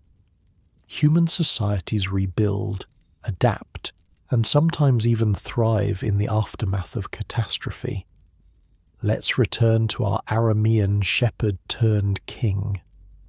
A decade has passed since he accepted the invitation to rule the former Hittite town. He sits on a carved throne in what was once the governor's palace, receiving visitors and petitioners. The irrigation system in the eastern fields needs repairs, a village elder explains, bowing low. The canals have silted up, and we don't have enough men to clear them. The king nods thoughtfully. His people had never dealt with irrigation before. As nomadic herders, they followed the rains rather than manipulating watercourses. But he's been learning from the local farmers. Take 20 men from the guard rotation, he tells his commander. Help them clear the canals. The commander looks surprised. Those men are warriors, not farmers. They're both now, the king says firmly. Our strength isn't just in fighting anymore, it's in making this land produce food for all of us. This kind of practical adaptation was essential for new rulers who came from nomadic backgrounds. Traditional Bronze Age kings had centuries of institutional knowledge to draw on. Scribes, engineers, priests, and administrators who knew how to run a complex settled society. These new shepherd kings had to learn on the job, often relying on whatever local expertise had survived the collapse. In some cases, former raiders proved surprisingly effective administrators. They were pragmatic and unburdened by rigid traditions. If something worked, they adopted it, regardless of whether it came from their own cultural background or that of their subjects. My grandfather lived in a tent and counted his wealth in sheep, an Aramean prince tells his children. I live in a palace and count my wealth in silver and grain. Your children will probably count theirs in ways I cannot imagine. This adaptability, moving from counting wealth in livestock to understanding the economics of settled agriculture, was crucial to the success of these new kingdoms. Not all of these post-collapse states survived long-term, of course. Some were conquered by others, some collapsed due to internal problems or environmental challenges, but collectively they formed the bridge between the Bronze Age world that had died and the Iron Age civilization that would replace it. By 900 BC, Roughly 300 years after the worst of the Bronze Age collapse, the political landscape of the Near East looked entirely different. Egypt had partially recovered but never regained its former glory. The Neo-Hittite and Aramean states controlled much of what had been the Hittite Empire. In Mesopotamia, Assyria was beginning a resurgence that would eventually make it the dominant power in the region. None of these states were as large or as interconnected as their Bronze Age predecessors. The world had become more fragmented, more regional. But it was also more diverse, with new peoples and new ideas coming to prominence. As you lie in your comfortable bed drifting towards sleep, consider the resilience this history reveals. Even after what seemed like the end of the world to those who lived through it, new societies emerged. People adapted. Life continued, though in forms that those who came before might hardly have recognized. But not all survival strategies involved creating new kingdoms or adapting to settled life. Some communities took a different approach entirely, retreating to defensible locations where they could maintain their independence and traditional ways of life with minimal outside interference. One such place was a rocky Greek island that had been a backwater during the Bronze Age, but would prove crucial to the eventual rebirth of Greek civilization. A place where farmers not only survived but thrived when almost everyone else was struggling just to stay alive. Let's turn our attention to Euboea, the island refuge whose story shows yet another path through the chaos of collapse. So far we've seen how Egypt survived through militarization, how mountain warriors seized their moment for revenge, how nomadic shepherds thrived in a broken world, how merchants navigated the chaos, and how new kingdoms emerged from the ruins.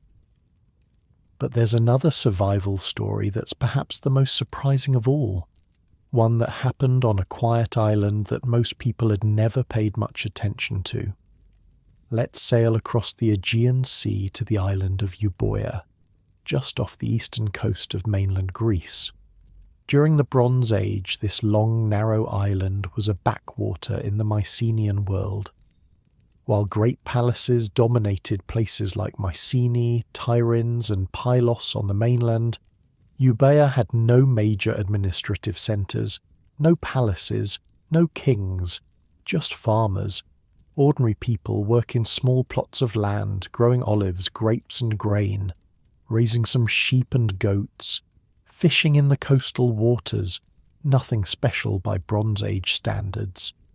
But sometimes, being unimportant is the greatest protection of all. Imagine yourself as a Euboean farmer around 1200 BC. Your day begins before dawn, like most farmers throughout history. The roosters haven't even started crowing yet as you step outside your simple stone house into the cool morning air. The eastern sky shows just a hint of lightning as you grab your wooden tools and head to your fields. Your farm isn't large, just a few acres of terraced hillside where you grow barley and tend olive trees. The soil is rocky, the terrain challenging, but it's yours, passed down through your family for generations. As the sun rises, you pause in your work, leaning on your hoe to catch your breath. From this hillside you can see across the narrow strait to the Greek mainland. There's something strange on the horizon, a column of smoke rising from the direction of one of the coastal towns. Another raid, says your neighbour, who's working the adjacent field. Third one this month. You nod grimly. For the past few years, disturbing news has been filtering across from the mainland. Palaces burned, kings overthrown, entire communities abandoned. Something terrible is happening to the Mycenaean civilization that has dominated the Greek world for centuries. Glad we're on this side of the water, you say, turning back to your field. That simple statement, glad we're on this side of the water, captures one of Euboea's key survival advantages. The narrow strait separating it from the mainland, just a few miles wide at some points, provided a crucial defensive barrier. While determined invaders could certainly cross it, the water created an additional obstacle that many struggling mainland communities didn't have. Water barriers were incredibly significant in ancient warfare, my military history professor used to emphasize. Before the development of large navies, even a narrow channel could provide substantial protection. You can't launch a surprise attack if your enemies see you loading boats, and if a storm kicks up during your crossing, your military campaign could end before it begins. But Euboea's geographical advantage wasn't just about the water barrier. The island's terrain itself provided protection. Much of Euboea is mountainous, with communities nestled in valleys or perched on defensible hilltops. The landscape naturally channeled movement along certain routes, making it easier to monitor and defend against intruders. Several weeks after spotting that smoke column, you're at a meeting of local farmers in your village's central square. The news from the mainland has gotten worse. Refugees have been arriving in small boats, bringing tales of destroyed cities and marauding invaders. We need to prepare, argues an older farmer, his face weathered from decades in the sun. What's happening over there could happen here too. But we have no palace, no great treasures, someone objects. Why would raiders bother with us? Hungry people don't need a reason beyond food, the old man responds, and we have that. The discussion continues until consensus emerges. The community will organize its own defense. Each family will contribute one man to a rotation of guards watching the coast. A system of signal fires will be established on the hills to warn of approaching boats. Food reserves will be stored in hidden locations. But who will lead us? Asks a younger farmer. We have no king, no warlord. The old man smiles thinly. That, young friend, may be our greatest strength. We'll lead ourselves. This grassroots organization for collective defense represents something remarkable in the context of the Bronze Age. In the Mycenaean world, defense was typically the responsibility of palace-centered states led by warrior elites. Ordinary farmers were subjects, not decision-makers. But on Euboea, without palaces or powerful lords, communities organized their own protection.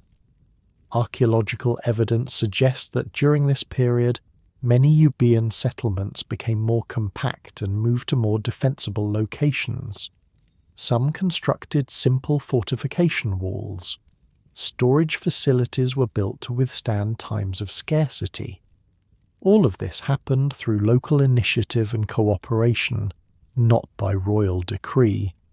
It was a bottom-up response to crisis, not a top-down command. We need everyone to participate, the village council declares. This isn't about protecting a king's treasure.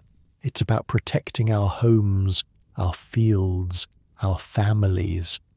For the next several months, you divide your time between farming and guard duty. It's exhausting. The fields don't care that you were up all night watching the coast, but everyone shares the burden. Your wife takes on more of the farm work when you're on guard duty. Your teenage son helps construct a stone watchtower on the headland overlooking the strait. Then one night, it happens. You're on the watchtower with two other farmers when you spot them. 3 large boats approaching in the moonlight. Too many men aboard to be refugees. Too purposeful in their movement to be traders. Raiders, whispers one of your companions. Light the signal fire. Within minutes, the hilltop beacon is blazing, and others appear in sequence along the coast as the warning spreads. By the time the boats reach shore, the entire community is awake and armed, not with bronze swords or fancy armour, but with farmers' tools, hunting bows, slings, and determined expressions. The raiders, expecting to surprise sleeping victims, instead find themselves facing an organized defense. The fight is brief but decisive. Several raiders are killed. The rest retreat to their boats and flee. Standing on the beach at dawn, surveying the aftermath, the village headman nods with grim satisfaction. They won't be back, he says, and they'll tell others that this island isn't worth the trouble. This scenario, while fictionalized, represents what archaeologists believe happened in many Euboean communities. The island experienced some of the same disruptions as the mainland. Trade declined, population shifted, material culture simplified, but there was remarkable continuity. Unlike in much of mainland Greece, where many settlements were completely abandoned, most Euboean communities adapted and persisted. The result was extraordinary. While much of Greece descended into what historians call the Greek Dark Age, a period of population decline, loss of literacy and cultural regression, Euboea maintained enough stability to become a launching pad for recovery. "Time makes fools of us all," your father used to say.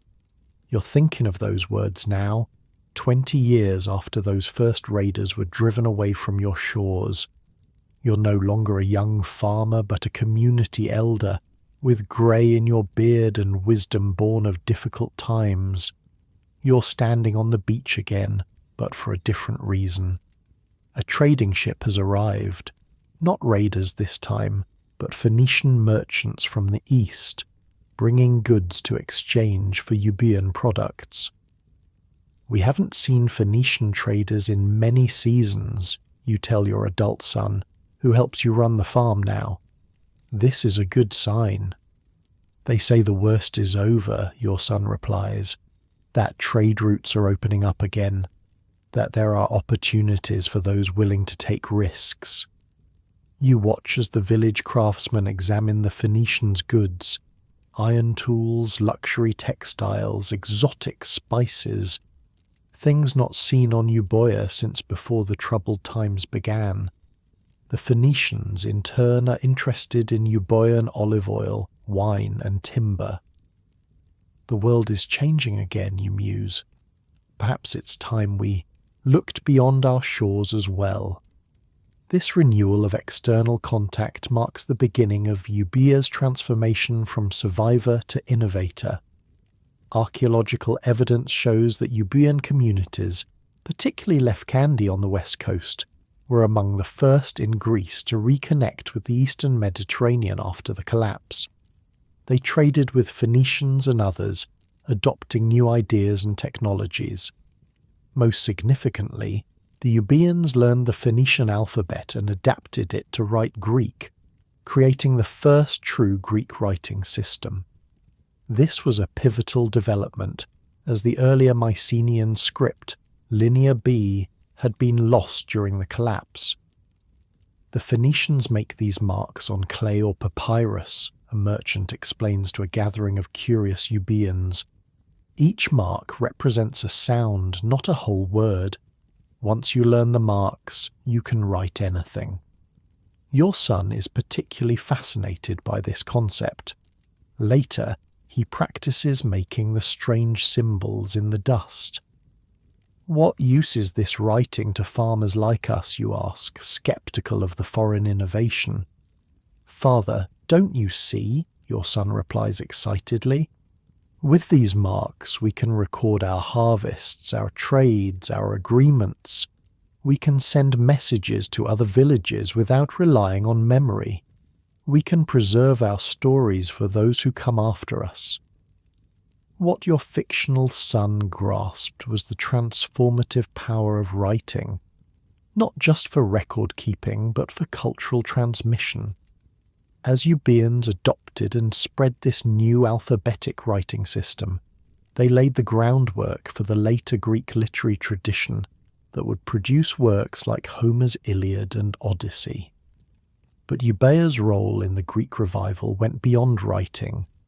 As conditions stabilized, Euboeans became among the first Greeks to establish overseas colonies.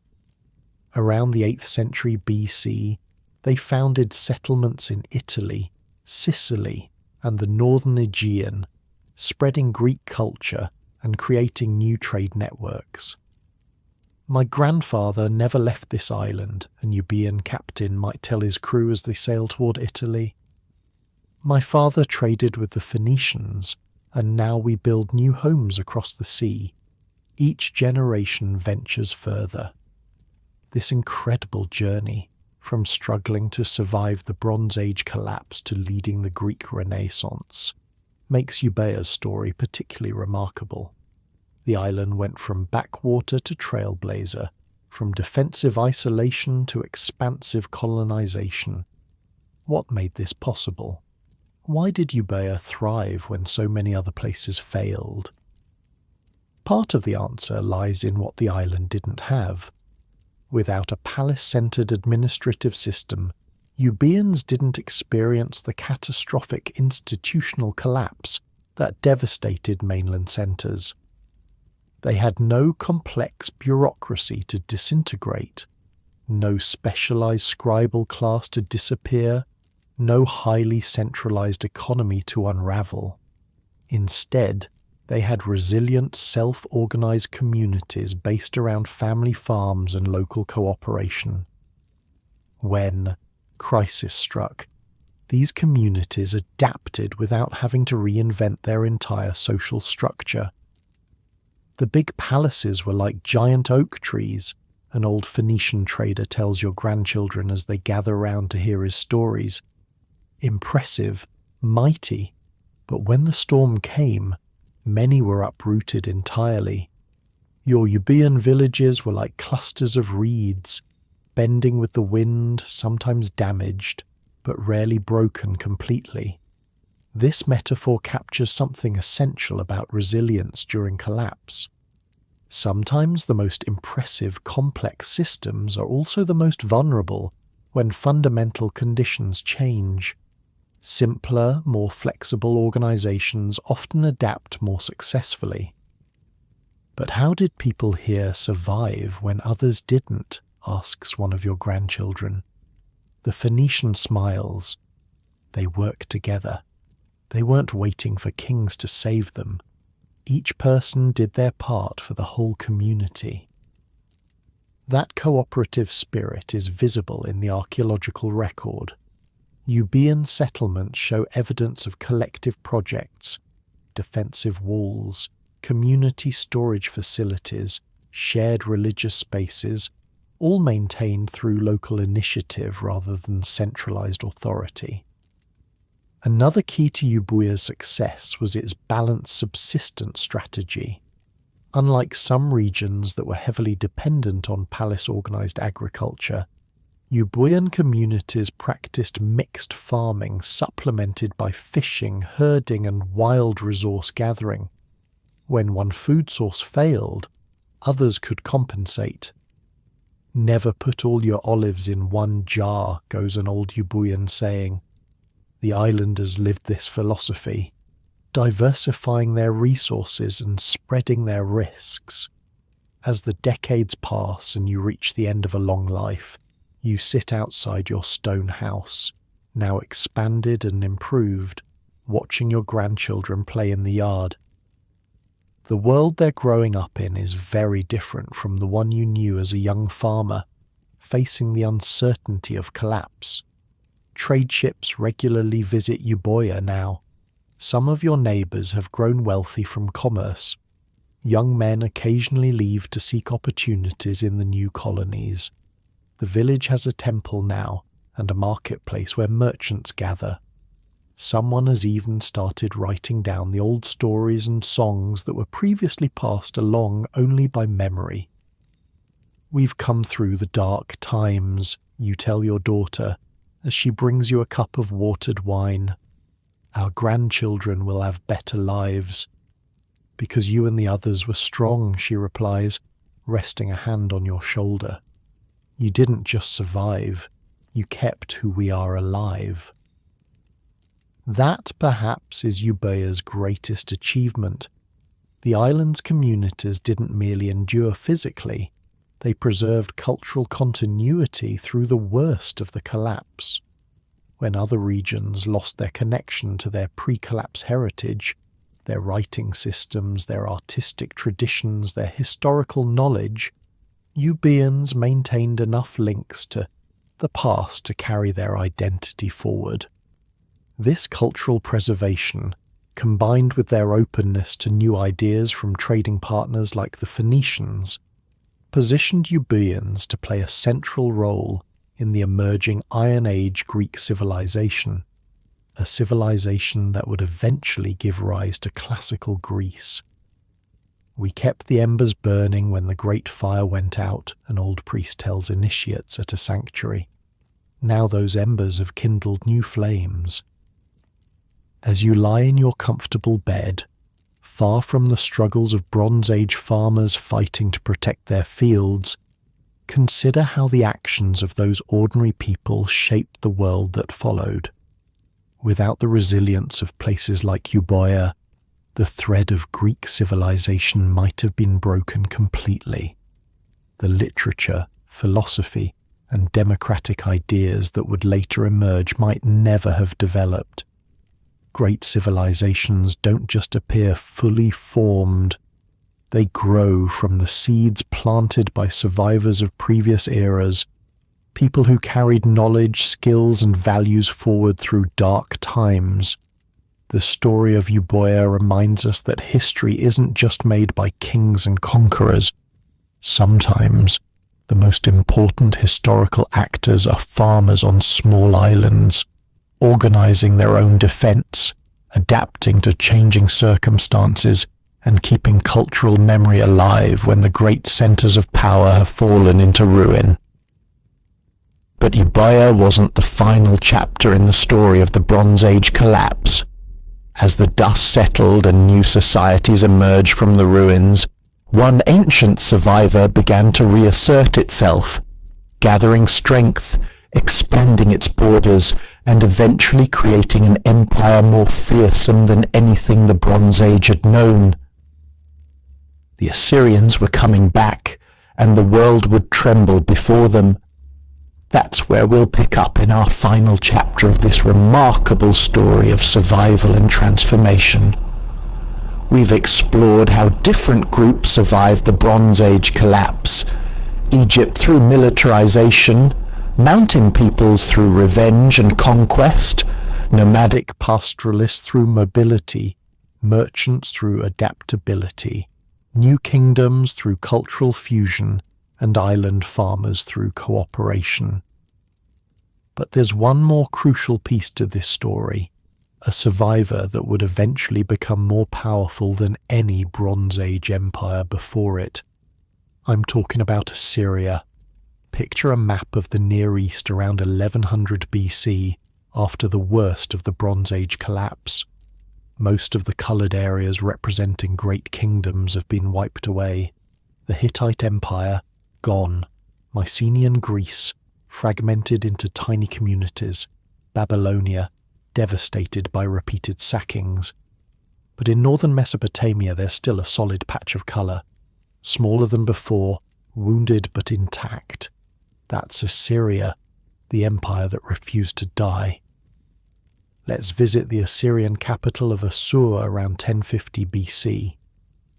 The city sits on a rocky bluff overlooking the Tigris River, its massive walls still standing despite decades of attacks from mountain peoples and Aramean tribes.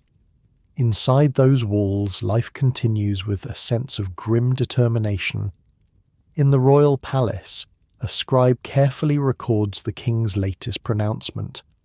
Unlike in other collapsed kingdoms where writing disappeared, Assyrian scribal traditions never completely broke.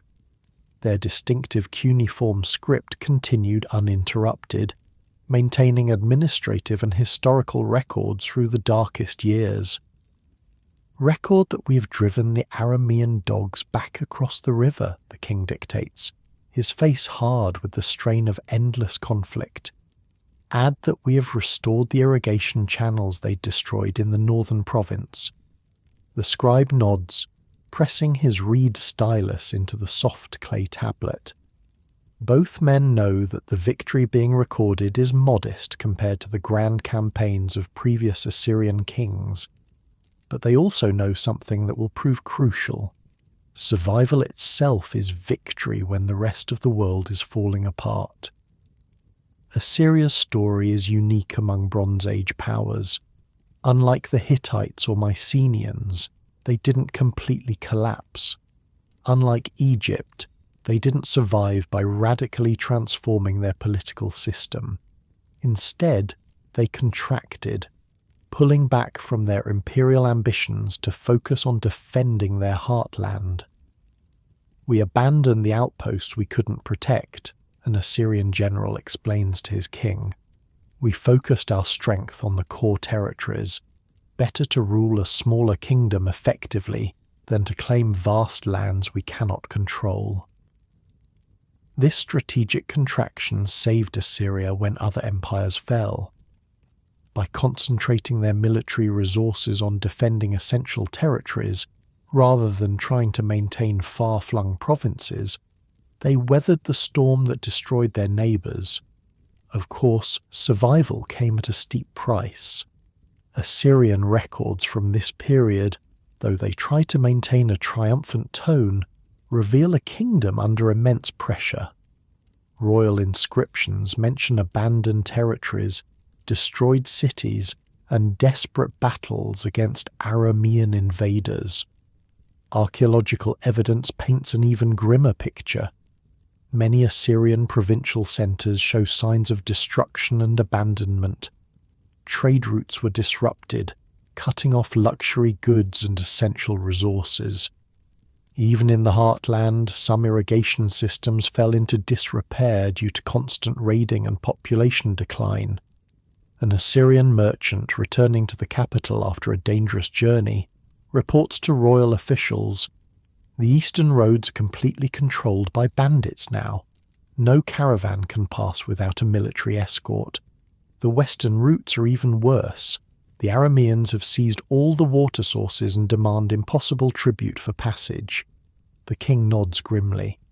"Then we will focus on the river trade for now. The Tigris, at least, we still control." This ability to adapt, to find alternative solutions when traditional approaches failed, was critical to Assyrian survival. When land routes became too dangerous, they emphasized river transportation. When certain resources became unavailable, they found substitutes or developed new production methods. Particularly important was Assyria's early adoption of iron technology. The Bronze Age collapse disrupted the complex trade networks that had supplied tin for bronze production. Bronze, an alloy of copper and tin, had been the primary metal for tools and weapons throughout the region. When tin supplies faltered, societies faced a critical material shortage. Iron had been known before the collapse, but was rarely used for common tools because it was harder to work with than bronze. The disruption of bronze production, however, accelerated the transition to iron technology, and Assyria embraced this change. "The iron ore comes from our own mountains," an Assyrian smith explains to his apprentices. "We need not depend on foreign traders who may never arrive. And iron, properly worked, makes weapons harder and sharper than bronze ever could." This technological transition wasn't unique to Assyria. It happened across the Near East and Mediterranean, giving the subsequent era its name, the Iron Age. But Assyria's quick adaptation to iron production helped maintain its military edge during the critical years of survival. Despite these advantages, Assyria's position remained precarious for generations. The Aramean incursions were particularly troublesome. These highly mobile pastoralists raided Assyrian territories repeatedly, retreating into the steppe when Assyrian armies pursued them, then returning as soon as those armies withdrew. Assyrian kings claimed victory after victory against the Arameans in their inscriptions, but these were often exaggerated. The reality was a grinding conflict that Assyria couldn't definitively win through traditional military means. "We defeat them in every battle," an Assyrian commander complains, "yet still they come, year after year." Eventually, Assyria was forced to accept a new reality. Some territories were now effectively under Aramean control, and others had become a patchwork of Assyrian and Aramean influence. Rather than continuing an unwinnable fight, pragmatic Assyrian rulers began a process of accommodation and assimilation. Aramean leaders who were willing to acknowledge Assyrian authority were granted official positions. Aramean troops were incorporated into the Assyrian military, bringing their mobility and desert fighting skills. Aramean trading networks were integrated with Assyrian commercial systems. Over generations, this process created a hybrid Assyrian-Aramean culture in many regions. Aramaic gradually became an important administrative language alongside Assyrian, eventually becoming the common tongue of much of the Near East. "My grandfather fought the Assyrians," an Aramean cavalry officer in the Assyrian army might tell his children. "My father made peace with them, and I serve in their forces. Each generation adapts to survive." This pattern, initial resistance followed by gradual integration, played out across the post-collapse world. The clear boundaries between different peoples and cultures that had existed in the Bronze Age became increasingly blurred in the Iron Age that followed. By around 900 BC, roughly 300 years after the worst of the collapse, Assyria had not only stabilized but begun to expand again. The Neo-Assyrian Empire that emerged would eventually conquer most of the Near East, creating the largest empire the world had yet seen. Under kings like Ashurnasirpal II and Shalmaneser III, Assyria developed new military technologies and tactics that made them nearly unstoppable. Iron weapons, cavalry units, partly adapted from Aramean traditions, and siege engines allowed them to project power more effectively than any previous empire. Ironically, many of the survival adaptations that Assyria developed during its period of contraction became sources of strength during its later expansion. The integration of Aramean troops, for instance, gave Assyrian armies greater mobility and versatility. The early adoption of iron technology provided superior weapons. The pragmatic flexibility that had helped them survive hardship made them more adaptive in conquest. "We learned from everyone who tried to destroy us," an Assyrian general might say, "and now we are stronger for it." The Neo-Assyrian Empire became notorious for its brutality toward enemies. Royal inscriptions boast about flaying captives alive, creating pyramids of heads, and mass deportations of conquered populations. Archaeological evidence confirms that these weren't just propaganda. The Assyrians really did employ terror as a deliberate strategy. This extreme approach may have roots in Assyria's experience during the collapse. The existential threat they faced perhaps convinced them that only overwhelming force could ensure security. Their memory of vulnerability became the justification for uncompromising strength. But the Assyrian resurgence wasn't just about military power. It was accompanied by cultural and intellectual developments as well. The Neo-Assyrian period saw magnificent palace construction, elaborate relief sculptures, and the creation of vast libraries, most famously the library of Ashurbanipal at Nineveh, which preserved thousands of texts from throughout Mesopotamian history. In a sense, Assyria became both the last survivor of the Bronze Age world and the first great power of the Iron Age order. They maintained continuity with pre-collapse Mesopotamian traditions while simultaneously creating something new and more formidable. As you lie in your comfortable bed, drifting towards sleep, consider what the story of Assyria and all our other survivors tells us about resilience and transformation. The Bronze Age collapse wasn't just an ending, it was also a beginning, the painful birth of a new world. The collapse cleared away old systems that had become rigid and vulnerable. It created space for new peoples, new ideas, and new technologies to emerge. The Iron Age civilizations that followed were shaped by the survivors we've met throughout this story. Egyptian military leaders, mountain warriors, pastoral nomads, adaptable merchants, cooperative island farmers, and of course, the stubborn Assyrians. Each surviving group contributed something to the new order. The Arameans spread their language and their decentralized social organization. The Phoenicians, who had weathered the collapse in their coastal cities, developed alphabetic writing and pioneered long-range maritime trade. The Neo-Hittite states preserved elements of Hittite culture that would influence later Anatolian kingdoms. The Greek survivors on places like Euboea maintained enough cultural memory to eventually spark the Greek Renaissance. Even Egypt, diminished though it was, continued to exert cultural influence across the region. And the resurgent Assyrians created new models of imperial organization that would influence all subsequent empires in the region. The survivors don't just endure, a philosopher might observe centuries later. They become the architects of what follows. This is perhaps the most important lesson from the Bronze Age collapse. Catastrophes don't just destroy, they transform. The world that emerged from the ashes of the Bronze Age wasn't a pale imitation of what came before. In many ways, it was more dynamic, more diverse, and ultimately more influential.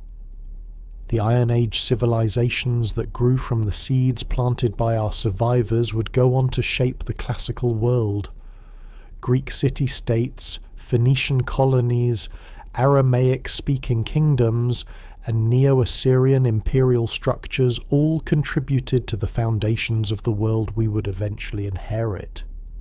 Without the resilience of Egyptian military commanders holding their society together, or Euboean farmers organizing their collective defense, or Aramean shepherds adapting to settled life, or merchants finding new trade routes through chaos, or Assyrian kings contracting to survive, without all these survival stories playing out simultaneously, history might have taken a very different path. We might not have had the alphabets derived from Phoenician script, or the Greek philosophical traditions that grew from the cultural memory preserved on islands like Euboea, or the imperial systems refined by the Neo-Assyrians and adopted by subsequent empires. As your eyelids grow heavy and sleep approaches, imagine yourself as one of those survivors, perhaps a farmer on Euboea building signal fires with your neighbours, or an Aramean shepherd finding new grazing lands in abandoned territories, or an Assyrian soldier defending your homeland's narrowed borders.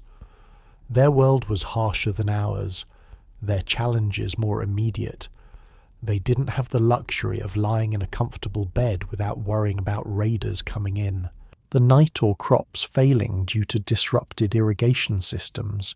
Yet they persisted, they adapted, they found new ways to live when the old ways failed, and in doing so, they not only survived, they created the conditions for new civilizations to flourish. The Bronze Age collapse reminds us that even the most catastrophic endings contain the seeds of new beginnings. That resilience isn't just about enduring hardship, but about finding opportunity in changed circumstances. That adaptation, cooperation, mobility, and pragmatism are often more important for survival than wealth or power. These are lessons as relevant today as they were 3,000 years ago, when the great palaces burned and desperate people sought new paths through a shattered world. As you drift off to sleep, safe and warm, the ancient survivors fade into the darkness of history. Egyptian military commanders, mountain warriors, pastoral nomads, resourceful merchants, island farmers, and determined Assyrians. Their world is gone now, transformed first by collapse and then by what came after. But their legacy remains, woven into the tapestry of civilizations that followed. Their stories of survival against impossible odds remind us of human resilience at its most elemental, the raw, uncompromising will to endure, to adapt, and ultimately to build anew from the ashes of what came before. Sleep well, and dream perhaps of those ancient survivors who helped shape the world we inherited. Ordinary people facing extraordinary challenges, whose collective resilience kept the flame of civilization burning through history's darkest hour.